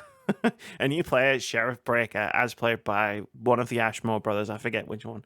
Shawn, I believe. The one who was in Quantum Break. Iceman. and like it just obliterates the fourth wall. It does some crazy shit, and when you get to the end of this DLC expansion thing, and then it's like, oh wait, like this fun little what if thing where it's just like, oh yeah, they're just 3 little episodes. They don't have anything to do with Alan Wake or the Remedy connected universe thing. And then it's like, oh, do they? And then you get the fucking conspiracy part out, and it's just like, oh shit. Now I'm really looking forward to the next DLC expansion. Yeah, it's really interesting because, as I understand it, Quantum Break isn't. Whether Remedy owns the IP or They whatnot, do, yeah, I they believe. got it back, yeah. Okay, great. Yeah, so I think that there was a bit of toing and froing in the community, at least in terms of, the character is there, Shawn Ashmore, who was Iceman in X-Men. But whether there'll be that direct connection or not, but it's really good to see. I mean, he's not playing the character from Quantum. Yes, he's playing Shawn Ashmore, playing Sheriff Breaker in Alan Wake. Sam Lake is here, and he's the director. It's a whole thing, man. Like, yep, Sam Lake's back. He's playing yet another character in Alan Wake 2. It's a whole. Just play it, man. Again, I won't spoil what I've seen of it, of that third episode, but the back and forth was like, okay, what's going on here? Because he's thinking he's doing one thing, but it's actually another thing that's happening, and then this character shows up, and it's like, wow. Yeah, it goes places. It goes places. If you have Alan Wake 2 and you liked Alan Wake 2, get the demo, get the DLC. It's not expensive. You can buy the deluxe edition upgrade, which will get you this one plus access to, I think it's called the Lake House. Yes, which is coming out later this year. You might as well get both because you're probably going to want to play both. It's just fun. Like, even without all of these little connective sort of tissues to like the Alan Wake control grand picture, like, it's just fun. The first episode alone is worth it. Yeah. Help your lowly writers. You play a waitress with a shotgun. What more do you want? Moody, Pokemon, eh? Hello. Yes. Pokemon is back, everybody. Pokemon has never left, but but truly back. Both me and Amy started basically playing Pokemon Shield over the weekend with her picking my team and everything. It's just crazy banter. Oh, like, it was a lot of fun and everything, and like, it's something that we're gonna be like doing properly when we have time and everything. But it is crazy. And I just remembered, like Sword and Shield, like I think they got a lot of flack back in the day when they came out because of like how easy they can be and everything. Trust me, it ain't fucking easy when you've got Amy picking your team. Amy is the Nuzlocke. But basically. No, but this is kind of like mine, basically, but also like our together, first Nuzlocke together. We've took like certain things like we've took out and everything because of like the insanity of just like how Amy is when it comes to picking her Pokemon. Like, we've took out like. But I just want to throw out, I'm not this bad for my own.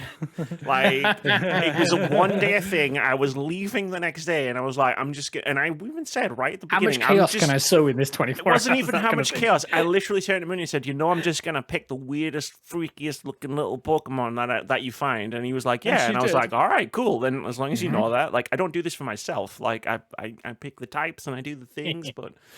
And Amy admittedly came for that. She was doing everything that she likes to do and whatnot, which is amazing. Like, I was over the moon for it. It was infuriating, I won't lie, especially when we got to the fire gym. Like, nothing that could I had nothing. I didn't have any water types. I had no rock types. You had a lot of grass types. Yeah, you did. I had a lot of grass types to fight the gym leaders here. And I won't lie, my first try, I actually almost. I was going to say, I think you could have done it. It was like, oh my fucking god, it was really difficult with the level cap you put on yourself and everything, which I think it does make it even more funner. There's no doubt, but yeah, it's a lot of fun. The game, what me and Amy were doing was a lot of fun, and it inspired me to go back to even start Sword, where I'm now playing a stream where I am being Ash Ketchum. I'm playing it through with nothing but Ash Ketchum Pokemon. I can only play with Ash Ketchum Pokemon. I can only evolve them up to what they get to and everything. So my Bulbasaur is going to remain a Bulbasaur throughout the entire playthrough, but he's always going to be my team because he's Bulbasaur. But super fun. It's really a lot of fun to crack along with this. And it's just kind of getting me ready for like ZA when it comes out next year and everything, which is just a lot of fun. And I'll add on to that, I also got my childhood back, which I haven't shown off. Pokemon Red, and I got Pokemon Blue there as well, which I'm also going to get Yellow if it's still there. Fingers crossed. Fingers crossed. Like my aim is to, like, I'm going to be rebuying like all the old Pokemon games now, and like we've already found like there is an adapter that you can plug in for your PC to put old Game Boy Advance games. And I'm like, I'm streaming the shit out of all of that, basically. And yeah, it's going to be something to look forward to in the future and everything. And yeah, Pokemon's back, baby. Yeah. I like that you're like going down the Pokemon road and I'm going down the Final Fantasy road.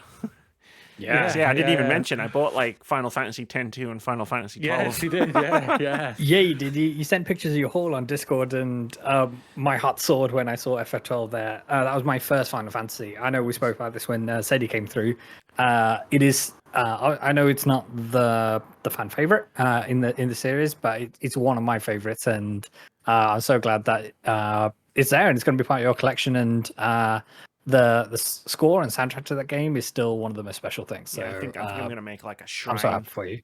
of Final Fantasy, like games, stuff, like associated media. But yeah, no, Pokemon, like it was fun playing Pokemon. And like your like rules and restrictions that you placed on yourself, like, oh, this is actually quite interesting. Like it makes the game interesting. Like I didn't find Violet particularly easy, but it was because I was learning, like as I was going. But like if I ever get to that point where I'm like, oh man, I'm just steamrolling this, I might just like do the level cap thing, and you can only have the same number of Pokemon as the person that you're fighting. It sounds very interesting. I'm looking forward to Z and A being like, we're both going to be playing it at the same time.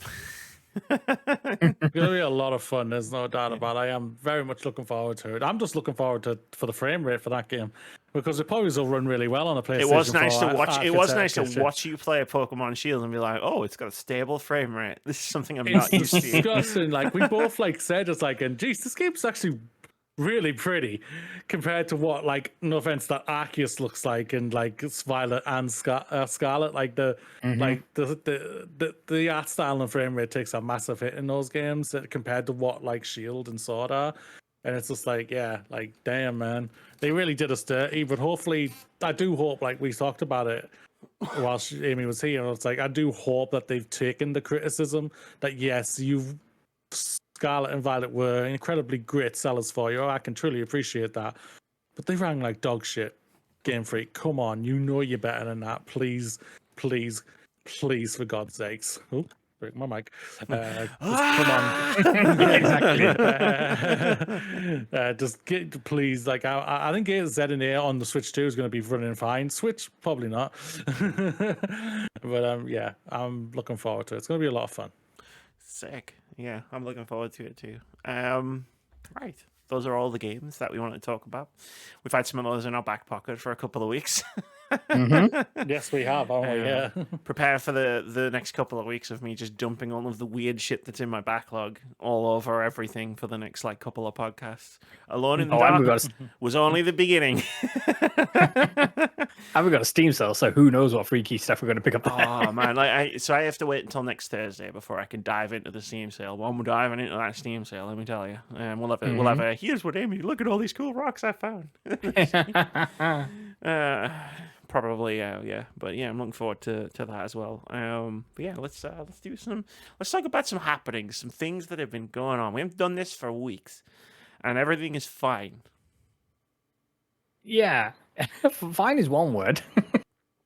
Yeah, define fine. We're not talking about the one thing. The one thing I saw Matt Piscatella's tweet where he's like, "Oh, I've been busy. What's happened? Oh my god!" And that was as someone who went to Moody's for the entire weekend and basically threw my phone in the corner of the room and didn't look at it. Like I had a very similar experience. So I was like, "Oh, what's going on?" But we're not talking about that, so it's fine. I mean, if you're giving me the option of where we're starting, I'm going to start with the thing that nearly made me throw my phone in sheer joy across the room because they finally fucking did it, which is Resident Evil 1, 2, and 3 are coming to GOG. The originals. Yes. The originals. Remember, friends, where will these games rank on a hypothetical list that Amy has in her mind? Tune in to find out. Twitch.tv/wordsbackgames or youtube.com/wordsbackgames UK. 7 p.m. BST. Yeah, you can buy Resident Evil 1 right now on GOG, $8.99. You can buy the bundle for $20.99, gets you all 3 games. 2 and 3 are coming later in the year. Like I've been saying for years, Capcom is leaving money on the table, not selling this shit, because freaks like me will buy it. We've been waiting. We've been dying, desperate to buy it for years. It's the same argument we level at Game Freak and Nintendo and Pokemon Company for not putting or selling the original Pokemon ROMs on the Nintendo online store. Because Moody will buy the Game Boy games, but then if Game Freak sell all the games on the Switch too, he will buy them all on the Switch too. Oh, 100%. It's convenient. 100%. That's guaranteed. Yeah, that's a guarantee. Yeah. Like I'm gonna buy these Resident Evil games on my PlayStation and add them to my collection, but I'm damn sure gonna buy them on GOG too. Like absolutely. So am I. I'm not gonna lie as well. Like I'm all there for that. Like bring it on. Now GOG, if you want to be even more of a nicer person, there's a certain Capcom company out there just doing nothing with a certain franchise. So if you wanna. What do you mean? Dino Crisis next year? Dino Crisis 2 to this GOG thing as well. I'll be all for it, so we can show them that it's going to sell incredibly well. Because I will buy like 10,000 copies minimum. I was looking through that thing. That Dino Crisis is the most. What was it? Shit. Scroll up. It's the one that fans, most Capcom fans want the most of. And I was looking through like the replies and stuff, and like some of the like, if you dive into the detail of this, I know we've joked about this, that Moody made like 10,000 email accounts and just looking at this, it's 80,000. But like I genuinely think that he did do that. Yeah, like there are categories where like I can't remember what the question was, but there was a category that was like, oh, what was your like what is your like favorite Capcom game or something like that, and like Dino Crisis beat Resident Evil 4, and I'm just like, okay, yeah, we've joked about Moody spamming Dino Crisis, but I think that might be what actually happened. Looking at the results of this poll, I'm like, Dino Crisis over Resident Evil 4, like no judgment over Dino Crisis. I think it's a fine game. But yeah, interesting. They remade that fucker, so that's why that got a lower vote. And I'll tell you what, Capcom players asked which one liked the best. 10,978 respondents listed Dino Crisis. So, like, how many email addresses did you create to make that happen? This is it. I also fully underestimated how much people love Devil May Cry. Oh yeah. Yeah, it says here, quote, elsewhere in the poll, Dante was voted Capcom's favorite character with Leon Kennedy and his lovely jacket coming in second. Yeah, and Devil May Cry was number 1 in the... That's been on ice as well, because I know there was an animated series in the work. I believe Netflix is working on that, the same team who put I think it's Adi Shankar and their team. They're putting Devil May Cry together. But yeah, the video games itself, that franchise has been a nice for a while, so it'll be good to see that come back. Yeah, it came out in 2019. I mean, it depends, with the whole like triple. Oh, with dev cycles, yeah. Dev cycle, it might not actually be on ice. It might just be that like it's taking time. It's only been 5 years. But yeah, no, like I mean, the headline was like everybody wants Dino Crisis, and it's just like just give them Dino. If you announce Dino Crisis, I'll only have to hear about it again once, and then I won't have to hear about it again until like the next trailer. Yeah, and then it'll be remake Dino Crisis 2. Yeah, but like I don't think after Dino Crisis comes out, it'll be remake Dino Crisis 2. Like give me it's gonna give me a break, is what I'm saying. There is no breaks, only Dino Crisis. For 4 fucking years, Vitz. Since he got here. Dino Crisis this, Dino Crisis that. Shout out to the Eurogame article who has the line, and Dino Crisis series came out on Triceratop. I like that part. Very good. But yeah, quote, please remake Dino Crisis or release a sequel. I know my message will be one or possibly millions, but please release one for the fans. Yeah, End please. quote, one respondent wrote. Millions is that's Yeah. interesting. Yeah, it's a reach. There's no more, there are dozens of us. There are dozens of us. Dozens! Exactly. But yeah. Go get it. Dino Crisis. They've got to have noticed at this point that they need to do something with Dino Crisis. They have to know that they have to do something. At this point, with the amount of fucking noise, and I know, like, I'm getting it more than most people because of the man sitting next to me on the podcast. But like, it's not just Moody. So just give them what they want. Just give them it. For God's sake, it's not. Give me what I want. What I really, really want. It's not fucking rocket science. Give them that zig eye, everybody. It's just to next, friends. man. They'll break the internet in half the day they do it. Just Trust me. Maybe they're chefing on how to make it like thirsty. Easy. Have you seen the main character of Dino Crisis? I was gonna say. It's already thirsty. Maybe they're chefing to turn the thirst up to 11. We don't know. Everybody was losing their mind over the new Monster Hunter chef for Monster Hunter Wilds. Maybe they're chefing up something special. That's all I'm saying. Oh wow! I've just had a look at the GOG thing and like so. You can buy Resi 1 now, or you can do a bundle. Yeah, and get all three straight away. That's fucking amazing. Yeah. That's not what I'm buying when I eventually get paid. No comment. Where are we going next?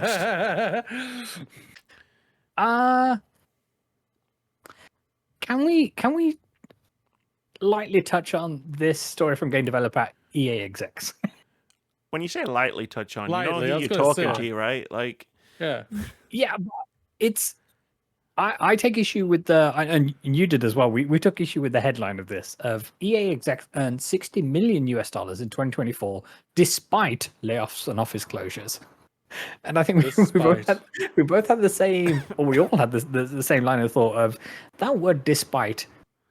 That ain't the right term to use. That word is doing a lot of heavy as lifting. a result of is what it needs to read. correct. Yes, this is a story from a game developer. So, quote, US publisher EA revealed how much executive netted during fiscal year 2024. A 12-month period saw it delivered annual net bookings of $7.3 billion. That's billion with a B, friends. And also cut 5% of its global workforce. Yeah, so the biggest earner, EA CEO Andrew Wilson, took home $25.6 million after helping the company execute on, quote, key strategic and operating objectives, such as restructuring the business around new look EA Sports and EA Entertainment pillars and launching EA Sports FC brand. Fuck this man. I mean, it just, again, it highlights the point that, like, all of these layoffs and these restructurings and, like, all of the studio closures and stuff, like, they aren't, like, bad. Like, in the views of the shareholders, they're good. This is the company operating correctly, as evidenced by the fact that, you know, Andrew Wilson and other executives took home massive bonuses. They took home those massive bonuses because they're doing a good job. Yeah. Well, I heard. We're just silly and wrong for thinking otherwise. Well, yeah, because the objective this is gonna right. You know, you knew you were gonna get the anti-capitalism rant eventually, right? But like, Vitz just keeps poking that bear. But like, the objective of a AAA video game studio that has shareholders is not to make good games; it's to make money. It doesn't matter if the games are good. It doesn't matter if they cancel 80 games. I watched Steph Sterling's video this morning. About Embracer. So good. Like 80 games like got cancelled. Yeah, great. It's like EA can, like, the more studios EA closes right now, the more layoffs that they do, the more games projects that they cancel, the better it is from the shareholders' perspective, because they're doing the responsible thing in the current market conditions, which is cost cutting and saving money. Mm-hmm. Irrespective of the large bets they stupidly placed during the height of the pandemic. Yeah. But I mean, we don't touch about that. Video game executives are so brain dead that they all fell for the NFT thing. An obvious scam that was obviously a scam. And now they're falling for the generative AI thing as well. But Yeah, like that'll come bite them in the ass. we talked about it a bit when I was down about AI and stuff. Like, yeah, there's a lot of cool stuff in video games, like, and it has done for years. Generative AI ain't it, lads. Like, like it's not gonna go the way you think it's gonna go. But yeah, this is just things working from their perspective. This is exactly how. This is the plan, as far as they're concerned. Yeah, it's all. I did see two companies, Sony, and I want to say it was another movie house. I won't say who because I'm not entirely sure who it is, and I don't want to misquote them. But they are suing a bunch of people who are essentially training AI on their property. And because they're infringing on IP, that's when the businesses were like, that's our money. Actually, that was ours. Yeah, exactly. That was our idea. You stole our idea. You stole our actual stuff. Yes. We were going to lay off all these people anyway, but you stole their work before we could do that. The things that we have copyright on, and it's like, how did you brain surgeons not see this coming? Tech can't replace talent, is all I'll say. Indeed. But they're going to try. Oh, they're going to try. All right, my friend. Embrace is apparently going to try, which I just think is a tremendous idea, because all those studios that survive Embrace's inevitable collapse will get sold off really cheap to other places, and maybe they'll actually be fine after that. Hopefully, we'll see what happens when it comes to the whole EA thing and everything. It is sadly just typical thing when it comes to this and whatnot. So we can bitch, we can cry, and we can mourn about it, and as much as we want and everything. But sadly, this is how the world is when it comes to the corporate finances, the corporate people. This is what their wage is and everything. I said, no, fuck off. Yeah, I hate that. I really hate that. Argument. Yeah, all of this is according to plan. This is the company's plan, and until we get the guillotines out, it's gonna continue to be the plan. 100%. If we just eat one rich person, all the other rich people are gonna think twice. That's all I'm saying. Yeah. Oh, there's a lot of candidates. Who's gonna be the first one? Anyway, where would you like to go next? Really? Call the ball. Let's go to Shawn Layden. Nice. He re-emerged. He re-emerges every now and again. He just comes out and he just says some stuff, and you're like, "Wait, did that make sense? Am I feeling all right? Let me just check pulse." And then This is a story via GameDeveloper.com. Quote: Shawn Layden suggests publishers be patient and let new games grow. End quote. So this is a wild theory, Amy. Really, a wild theory. That. Quote, when you bring completely new things that people do not see before, the publishing industry doesn't have patience now to nurture these things, and they feel the need to quick big win. Not an ideal sentence, but that's how it's. They feel they need the quick big win. Sorry, yes. No. There you go.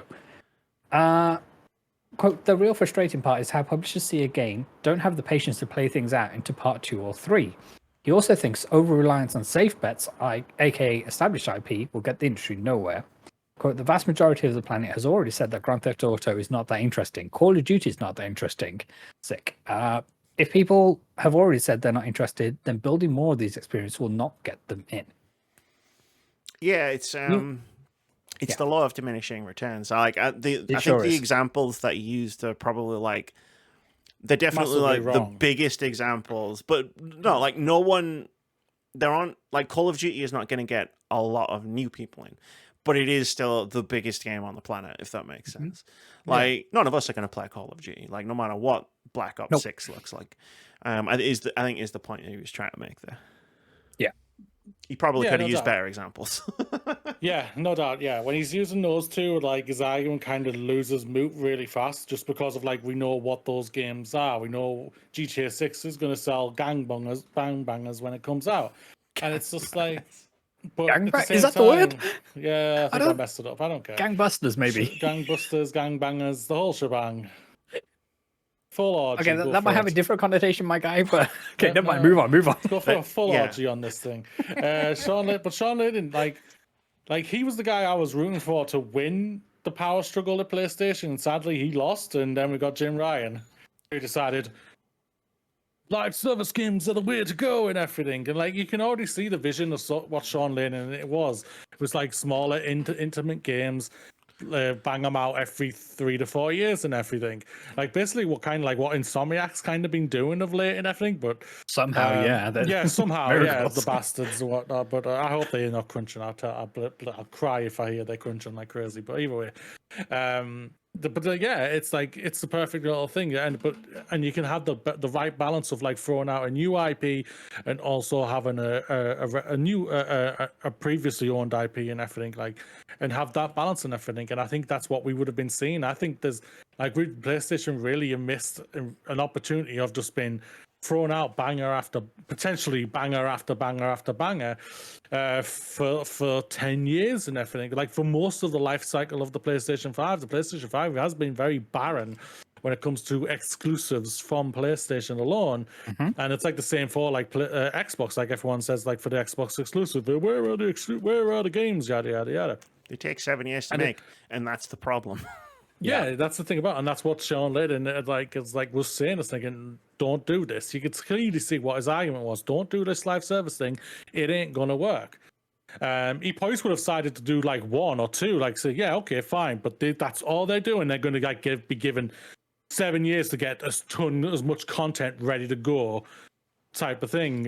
You can't build this week to week. You need to have it in the locker ready to go. You need at least a year's worth of content ready to go for its first year, for you then start building for the second year. Yeah, and that's how I feel. That's how what he was like screaming at and everything, and like, he lost, but his vision has basically come true. It's like, we're not getting that many exclusive games in a repeat cycle fast enough, quote unquote fast enough. And they're all giant 20, 30, 40, 50, 60, 70, 80, 90, 100 hour games. I love this song. Which is, I'm not saying it's a bad thing. Like, the best game of the year for me is Like a Dragon, and that was a 70, 80 hour game I put into it, 82 which is hours. fantastic. Yeah. Which is a fantastic game. But like, I've also, like, my favorite game last year was Vember, which was 90 minutes long. Absolutely, it was the polar opposite. So, like, we had Baldur's Gate 3, which I sank the most amount of time into, and then we had Vember, which was 90 minutes. To Sean's point, in terms of is now too much of a financial risk for video game companies to make a new IP because of the investment required. Well, what they believe the investment required is to produce a game with a perceived quality of its peers, kind of thing. So we hear crazy stories of $300 million games being the budget for something like a Spider-Man 2. And I appreciate there's like a Marvel license that needs to be paid within that too, but it's kind of, if you're spending that much money, it's a much safer bet to base it on an established IP than to bet on something new and potentially something more creative that would, divest your portfolio and bring something new to the table. And while Sony has been rightly accused of funneling everything down to third-person action games, I think through the PS3 and into the PS4 generation, we started seeing new IPs coming out, and we see studios, reinvent themselves, like Guerrilla and whatnot, moving away from just doing Killzone to bring in a brand new IP like Horizon to the table. And we saw, Naughty Dog bring Last of Us to the table from predominantly doing Uncharted in the PS3 generation, at least anyway. And it's one of these where, okay, because we are taking 7 years to make a game now, it's an entire gulf of time before we can potentially see anything new come to the table, and that's too much of a risk. So therefore, bet on what you know and just rake the money in.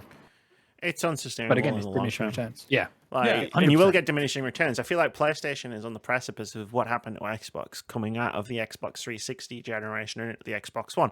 Like, yeah, sure, they shot themselves in the foot with that Xbox One reveal, which didn't help them at all, especially countered by PlayStation expertly at E3, but also it was the fact that you're just making the same game over and over again, and not in a good way, like we talked about with Nintendo, but in a bad way, where people are starting to get sick of the same thing, like you're just hitting the same 3 buttons, like Gears, Halo, Forza. It's like, we need new buttons, but we don't have any new buttons to push because we're pushing Someone all of buys our them. resources down this one Yeah. funnel. And like PlayStation are kind of like doing the same thing. I feel like it's exacerbated, and I'm not saying they're in trouble or anything, just before anybody takes me out of context. But I think it's going to be exacerbated by those long development times where it's like, Last of Us Part 3. Let's say that's the next game that Naughty Dog are releasing in 2027. It's like this huge gap between those two games. And it's like, okay, well, from 2027, we get to 2034 for the next game, or even longer. And it's just like, that's not sustainable. But on the flip side of that, you don't create the next big thing by making endless sequels.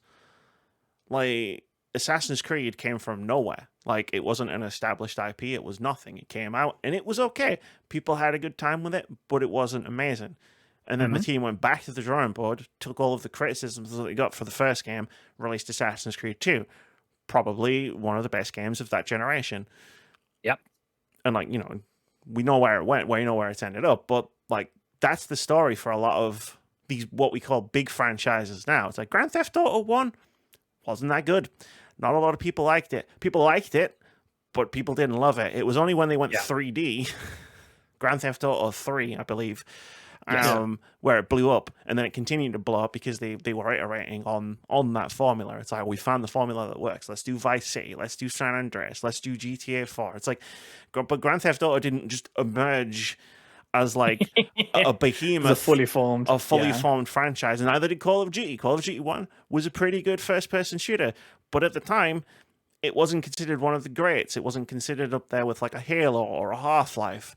It took time. Modern Warfare, before, it was Modern Warfare where it exploded. It took time and it took iteration. And I think those are two things that no one is afforded these days.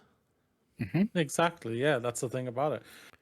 Like the whole thing is not sustainable. Like it really, really isn't. Like every company, Phil Spencer himself, is all saying we want to be sustainable. Well, you can be, but you have to lower the budgets like crazy. Like it makes no sense why they're throwing $300 million potentially at Spider-Man 3, Sony. It really doesn't make any sense to me. Like, because like Spider-Man 2 was what? I think the rumors was like $250 million or something like that. Yeah. Which is just absolutely bonkers because a lot of it is already reused maps and everything. Like they already had the assets built and everything. Yes, they put in new things, which takes time. I can completely appreciate that. But it's bonkers that cost that much money to do this. I don't think it's got to be, for me, overall, probably the entire Marvel license taking up a lot of this thing, which we know they are taking a massive chunk of the percentage. We know this, Disney are and everything. I think right now, as much as I'm a Disney mark and everything, you're stupid to sign on the dotted line right now with these guys because you're going to be potentially ruining yourself. And the other thing is, I don't think Spider-Man 2 would be a less of experience if it was 20% shorter, 30% shorter, and just taking out not so much the fat, just making it a more condensed experience. And I thought we were getting somewhere when we had Uncharted 4 and then Lost Legacy came along. And originally, yes, it was supposed to be a DLC, which was then made into its own a fully established game and what have you. But that whole idea of, okay, we've built an engine, we've got these sets of assets, let's I don't want to say it's a quick job, but let's use what we have and not reinvent the wheel every single time. We don't have to start from scratch and make something that only comes out in 2-3 years rather than this 7-year cycle that we have. And we don't need, when every game is trying to be the biggest and best and longest kind of thing, we don't need that. We need the smaller experiences which can fill the void in while you are developing a 7-year title, because you can't just have feast or famine every 7 years. Yeah. Go on, Vitz. Sorry, Amy, go on. It feels. I'm just there wafting. It feels to me. Yeah, you're on my right. Yeah, good job, by the way. It feels like the industry, the AAA industry. I hate AAA. The AAA industry. Like, it feels like they're still trying to operate the way that the industry was 10 to 20 years ago, where it's like you put out a game, it blows up, you quickly turn around a sequel in 2 to 3 years. The leap between a console generation was huge. Like, it was hugely noticeable. Whereas like the leaps aren't as big anymore. Like, there's only Sarah Bond has been saying some shit though, Ames. there's only so far you can go. Like, there's only so Sarah far Bond you is can go. promising the Sarah world. Bond says a lot of stuff. I don't want to get into it right now. I don't want to get into it about Sarah Bond. Like the console generation, the generational leaps aren't that big. Like, I think one of the reasons that Nintendo has continuously succeeded with its software, not necessarily always with its hardware, but with its software, particularly in its last few generations, is because they just tapped out of the graphical arms race. Like, they just looked at it and said, they saw the diminishing returns. They went, we're just going to make good games. Like, we're going to focus on the games. Put creativity first. Yeah, as opposed to and it hasn't always worked. Like, again, look at Pokemon Scarlet and Violet. Like, that was a train wreck. Like, that definitely needed like more powerful hardware for the game that they were trying to make. But like, that's not Nintendo, that's Game Freak. Yeah, you know. But just look, I'm cooking. Sorry. But yeah, I also think that the mindset of a lot of these companies is that sort of PS2, PS3 era mindset, where it's like you can have the entire Mass Effect trilogy come out on Xbox 360, whereas like you can't do that now. Like, you can't have the entire Mass Effect trilogy. Like, if they'd started in the PS5 generation, like, that entire trilogy is not coming out on PS5. Like, you can't do that. But I feel like they still think they're still operating in that similar mindset where you can do that. And I think there's a black hole at the center of this, which is getting bigger and bigger. And everybody's just everybody in this space, like at the top of this space, is just kind of ignoring it and hoping it goes away. And it's not going to go away. Yeah, you're spot on. Like, I think it's just like they really need to figure this shit out, because the thing is, sadly, I'm gonna get hurt. The people in the industry is gonna get hurt, who are the developers trying to make these games to try and make the game profitable and everything for the rich people to earn more and more money and whatnot. We're the ones gonna get hurt. That's the thing. I don't want games to be profitable. I want games to be good, and I don't want people like me have to worry about a game being profitable. Yeah. Pisces Interactive made one fucking game, Alone in the Dark, and they were shut a month later because it missed their sales expectations. That's fucking ridiculous. It is. Like, if that's the line, you can't sustain that. Nope. I don't think that. I think that was just I don't think about the sales whatsoever. I think they were always going to shut them. Yeah, I think we're in a Tango Gameworks situation where it's like we were always going to close it. It doesn't matter how well the game did, but 80 game cancellations. Embrace them. Still in awe of that video. Like, video game industry, just heed the warnings, for God's sakes. Like, literally look into what Shawn Layden is saying. Like, he's saying a lot of sense. Sure is. Like, these are the times where you have to invest in new experiences, because it will pay off in the long term. Yeah, that's what I'm kind of hoping that PlayStation are kind of doing. I think they're just going to ride the wave for the rest of the PS5 thing. They've got probably stuff coming, like we know, which sucks. There's no doubt about that. But they hopefully will prepare for PlayStation 6 to go, boom, we're now coming back. And it's going to be nothing but about the games and everything, and kind of take us back to that PS4 era, how it started and everything. I know it sucks to hear that, because I do really like that big thing behind me. It's really, really good. I really love playing on it and everything, but it's like, it is also pretty barren as well if you want an exclusive and whatnot, which is a shame. It's been a really interesting generation, because we keep having these explosions of quality. Yeah. In a really condensed period. But if I had to like look back over PS5 and Xbox series specifically, not Nintendo, they're on their own path. Like, I had to describe one word to describe this generation so far, I would call it nothing. Nothing burger. Like, there hasn't really been a lot to because I think about like other games like Baldur's Gate 3. It's a PC game. Like, you get it on consoles. I don't class it as part of like a generational cycle. I'm looking at the console specifically, and like, it's kind of been a nothing burger. Yeah. As much as I loved Ragnarok, it is a sequel. As much as I really enjoyed Spider-Man 2, it is a sequel. Same was for Miles Morales. It's a sequel, but it was a good little palate cleanser, Miles Morales. It was a great start. Were Also, all many of those games... titles were available on PS4. Yeah. Yeah, I know, but they were also very heavily pushed for PS5 games as well. Yep. They were always going to be on PS4 because of like the architecture and everything. Sure, but just because of the assets they had for it, it was always going to be there.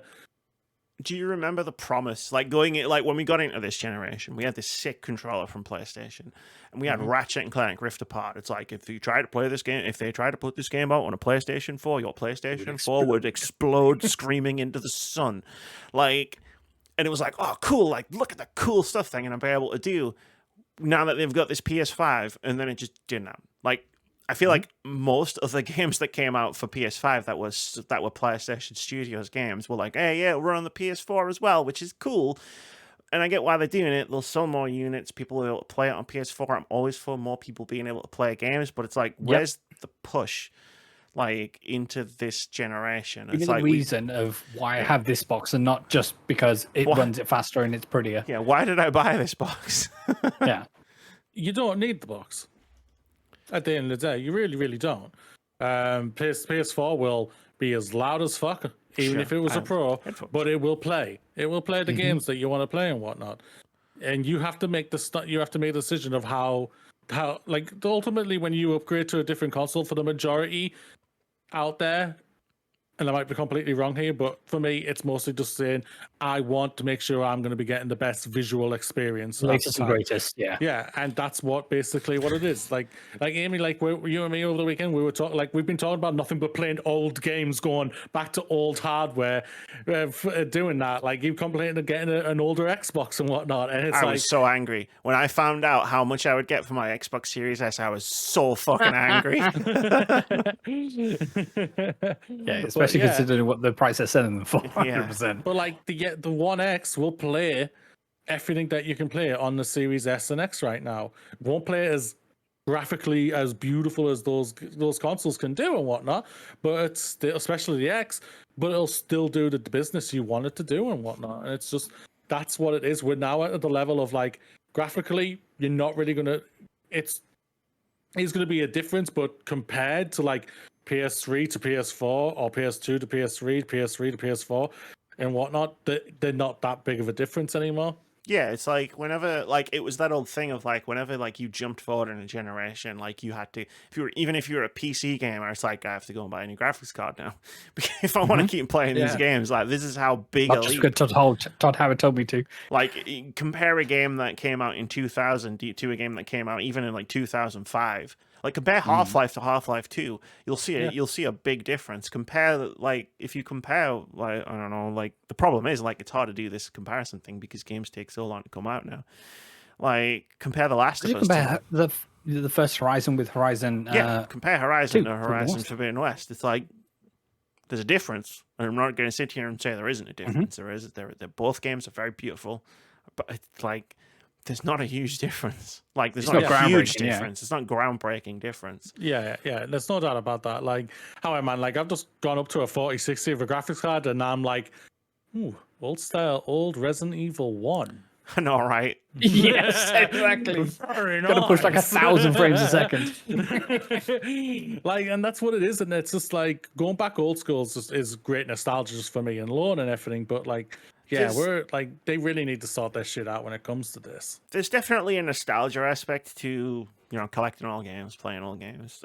But like, they're all, like I was talking about last week, briefly, it's like there also isn't, like, for me, it's like I'm playing games that I never played back in the day, right? Like I'm playing Half-Life. I never played Half-Life, and I'm playing them, and I'm like, fucking Jesus, these things still hold up.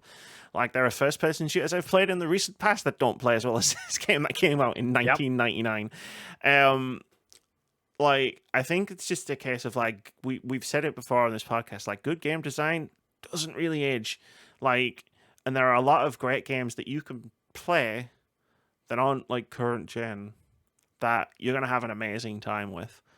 You don't necessarily need to spend £460 on the new box and then £70 on the new game, right? It's like there are plenty of games that you can play on machines that you might already own if you don't own a current generation console that you're going to have an amazing time with. Maybe at this Steam sale that's currently on. That's it. No doubt about it. Like, yeah.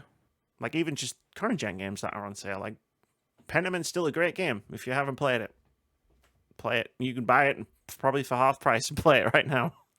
Don't know why that was the first one that came to mind. Genuinely. But it genuinely was the first one. Anyway, I think it's time to close this podcast out. Yeah, take us home. It's time to take us home.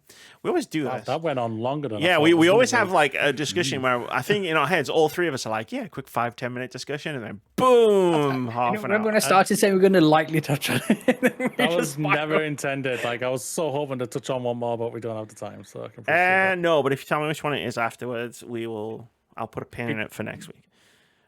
Keep the Life is Strange one, please. Yes, I'll keep the Life is Strange one for next week. Yeah, sorry. Yeah. We've all had our chance to get on our soapbox, but you can have your soapbox moment next week. But it's time for OpenCritic Head-To-Head. This is the game we play every week where I try to guess the OpenCritic averages of upcoming games. We haven't played it for a while because we've been doing other things. Summer Games Fest, me visiting Moody and having to do a filler podcast. So the last two games that we tried to guess the OpenCritic average of, two of the biggest review games of the year. The first one, Elden Ring, Shadow of the Earth Tree. Tarnished. Vitz, you guessed it, we get a 91. Amy, you guessed it, we get a 95. Moody, you guessed it, we get a 94. At the time of recording, Elden Ring, Shadow of the Earth Tree has an OpenCritic average of 94, which means you get 2 points. How Congratulations. Elite many, journalist. they've just added an easy play update, so I might get it now. It's not that easy. Baby ass baby mode, finally. the update is more just like them, from what I've read of like the patch notes. Like, because I haven't played it yet, I might play it later in the year on my cool new PC with my cool new graphics card. But the patch notes seem to suggest that it's more like they're trying to forcefully like push players towards the new mechanics, which are the reasons that they're doing badly at the game. Yeah. It's like you need to engage with the new gameplay mechanics. If you use the new mechanics, we've made them even better than they were before. It's like we haven't dumbed the bosses down, we've dumbed you up. We warned you to use these mechanics. But yeah, I was pointing out to Moody actually when I was looking through Steam, because like I need to buy the DLC. I also need to replay the game because like my save file got chewed up on Xbox. So I was thinking about buying it on Steam. And I pointed out to Moody, like, you can buy the Shadow of the Earth Tree edition of Elden Ring, which is the game, the base game, and the DLC for £70. I.e. the price of whatever AAA game is currently new out. And I was just like, that's mad. It's so good. But yeah, no, Elden Ring, Shadow of the Earth Tree. People like it, apparently. Yep. Do you know what else people like? Destiny 2, The Final Shape. I guessed it would get a 76. Moody, you guessed it would get a 70. Vitz, you guessed it would get a 77. Destiny 2, The Final Shape, at the time of recording, has an OpenCritic average of 92. I almost don't deserve the point for this one. Because we're so far away. We all lowballed this like crazy. I was thinking 80s, and then I was like, server issues. Server issues might knock it down, so I knocked my score down. Wow. You should have gone your 88 never fails. That's what you should have done. I was thinking 70 just because of what happened to them last year and everything, like sackings and whatnot. The bad blood Bungie. I was just like, yeah, but like in like everyone obviously like we've heard multiple times like the God's sake, Sodora. The game was not looking in great shape and everything, and it's just like to hear that they kind of have turned it around, which is really great to hear that, and the fans are enjoying this final DLC. But it's like it is such a bad taste at the same time because of like what they did last year, and it's just like I'm happy and I'm annoyed at the same time. It's a really weird. Yeah, it's a strange feeling. Yeah. I think we're going to get that with pretty much every big release that comes out. So whether it's from Xbox or PlayStation or even EA. So obviously a lot of people are... The next Xbox game that you play is going to have a bad taste in your mouth no matter what because of everything that's been going on the last few months. And with EA, we just we just spoke about Yeah. Andrew Wilson getting $1 billion for laying off a bunch of people and laying off studios. But then when Dragon Age comes around, everybody will completely forget about that. But it's still going to have that lingering taste. And this is video games at the moment. It's you have to sadly try and put it to the back of your mind. Oh yeah, that's the thing about it. Like, I just want to not shout out, fucking flip off all the Xbox fans for saying, "Oh, I don't know if I can enjoy this showcase because I'm gonna have a bad taste in my mouth because of what they did a couple of fucking months ago." Fuck you! You were all giving it like 9 10s out of 10s. Fuck you! You cowards! I was really worried about where that was going because I was like, "Wait, Yeah. I said that." That was us. That was me. Where's it going with this? Like, fuck you! All filler, no filler. Seriously. It was a good showcase. It was hard to enjoy it. Like, Yeah. Mm-hmm. yeah, but no, Destiny 2, I'd love to know what happened with those play tests where it's like, ooh, it doesn't look like it's going to be very good between then and like, because pre-release for like a month, I know of someone who plays Destiny 2 and they were talking about like the stuff that they were putting in the game to like lead up to wow, that was synchronized water bottle drinking. That's wow. Yes. Pre-release, the stuff that they were putting in, he was apparently really good. Like the trailers were getting really excited, and then obviously it came out, and it was like it's one of the top-rated games of the year, and it was just like I'm very curious to know what happened in that space between that playtesting that they were talking about, and then the game coming out. Like, someone should make a documentary about it, but unfortunately, Bungie will never allow that because of what happened what happened to all their staff. But yeah, so. That puts the scores at Amy 17, Moody 24, Vitz 8, 5 draws. This week, we're going to guess the OpenCritic average of a couple of games. The first one, Final Fantasy XIV Dawn Trail, comes out. Hell yes! Next week. This will keep you away from all of those racing games. Oh, it might do actually. Yeah. I hope so. For your own good. Moody, my friend, the action is on you. 93. That's the number I was going to pick. You bastard. Well, Vitz. 94, please. Oh, you went up. That's what I was thinking. I was thinking 94, but like, I thought, you know what, I'm going to be a little bit safe and go 93. I'm going for 90. Hey, it worked for you last time with that Elden Ring. Yeah. I'm going 90. I remember that the last Final Fantasy DLC basically won me the Fantasy Critic. I banned expansion packs the next season. Yeah, she did. That's why friends we weren't allowed to pick Elden Ring Shadow of the Tree this year. This ain't happening this year, I tell you that. Yeah. Banned that, and she also banned sequel games. Yearly sequels. Yearly Annualized sequels. Yes, yeah. It doesn't recognize them as yearly sequels when the first one comes out.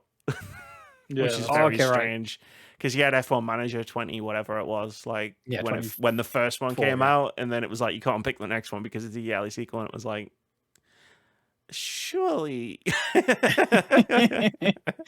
they're not going to do one and done, right? It's like it's got the year in the anyway.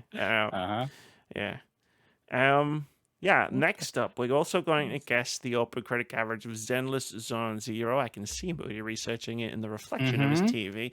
It's the guys who made Honkai Star Rail and Genshin Impact, right? Genshin Impact. I believe it's a Ho-verse game. But this game, a stylized look to it. Everybody seems to be really hyped about this one. So hopefully it turns out, and hopefully it doesn't rob everybody of all the money in their wallets. You know what? Fair play to them. When Genshin Impact came out and on PlayStation, and like the hype went through the roof, I was like, you know what? I'll give this a shot. And I played it for 3 hours, and I was like, okay, whatever floats your boat, internet. Yeah. And where do all these children get their dry cleaning done for all their costumes? None of that shit is machine washable. Moody, what do you think? Zenless Zone Zero. It's a great title. 80. It's very nice. It's very fun to say out loud. The title Yeah. of this game. Zenless Zone Zero. Triple Moody Z. gone with an 80. I would like to go for an 85, please.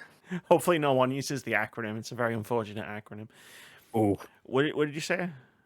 85, please. 85. Well, in that case, fuck it. 75. Let's just get both Nice. ends of that spectrum. There you go. Because I really don't know. Like, I don't understand gacha games. Therefore, I don't know how people are going to react to them.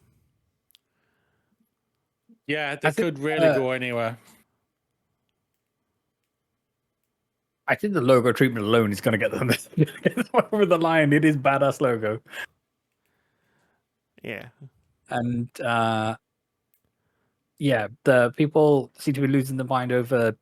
I want to say is the principal character, the young lady with the pink hair. So yeah, Again, more power to them. Absolutely. I just in passionate defense of Alone in the Dark, so I can't really say anything. I feel like I have one. I'm starting to feel like I have to have one of those games every year. Like this year, it was Alone in the Dark. Last year, it was Dead Island 2. It was probably one the year before that I've forgotten about. And there's going to be one like middlingly reviewed game where I'm like, well, actually, push my glasses up my nose. Now that I've played it, That's it. It's all started with Sea of Thieves, but yeah, that's gonna do it for episode number of the Words About Games podcast. 409. Apparently, Well, that's what you said at the start. never trust what I say at the start. This is true. That's fair. Moody, next week when we record the podcast, it'll be election day. It will. Ooh. So by the time the will. next week's podcast comes out, the election will be over. So Yeah. this is your final inspirational words to end the podcast / party political broadcast before the election happens. I was going to say, are you firing me after this? I was going to say, what the hell? I've noticed that. This is your final one. I've noticed that your inspirational words to end the podcast with have kind of been morphing more and more into a party political broadcast. So I just wanted to point out that like the Tories will indeed be fucked the next bring out time. the The hammer. next time we do this. Mjolnir awaits. Mirror awaits. Hey, what up, everybody? You know what you did today? You made it.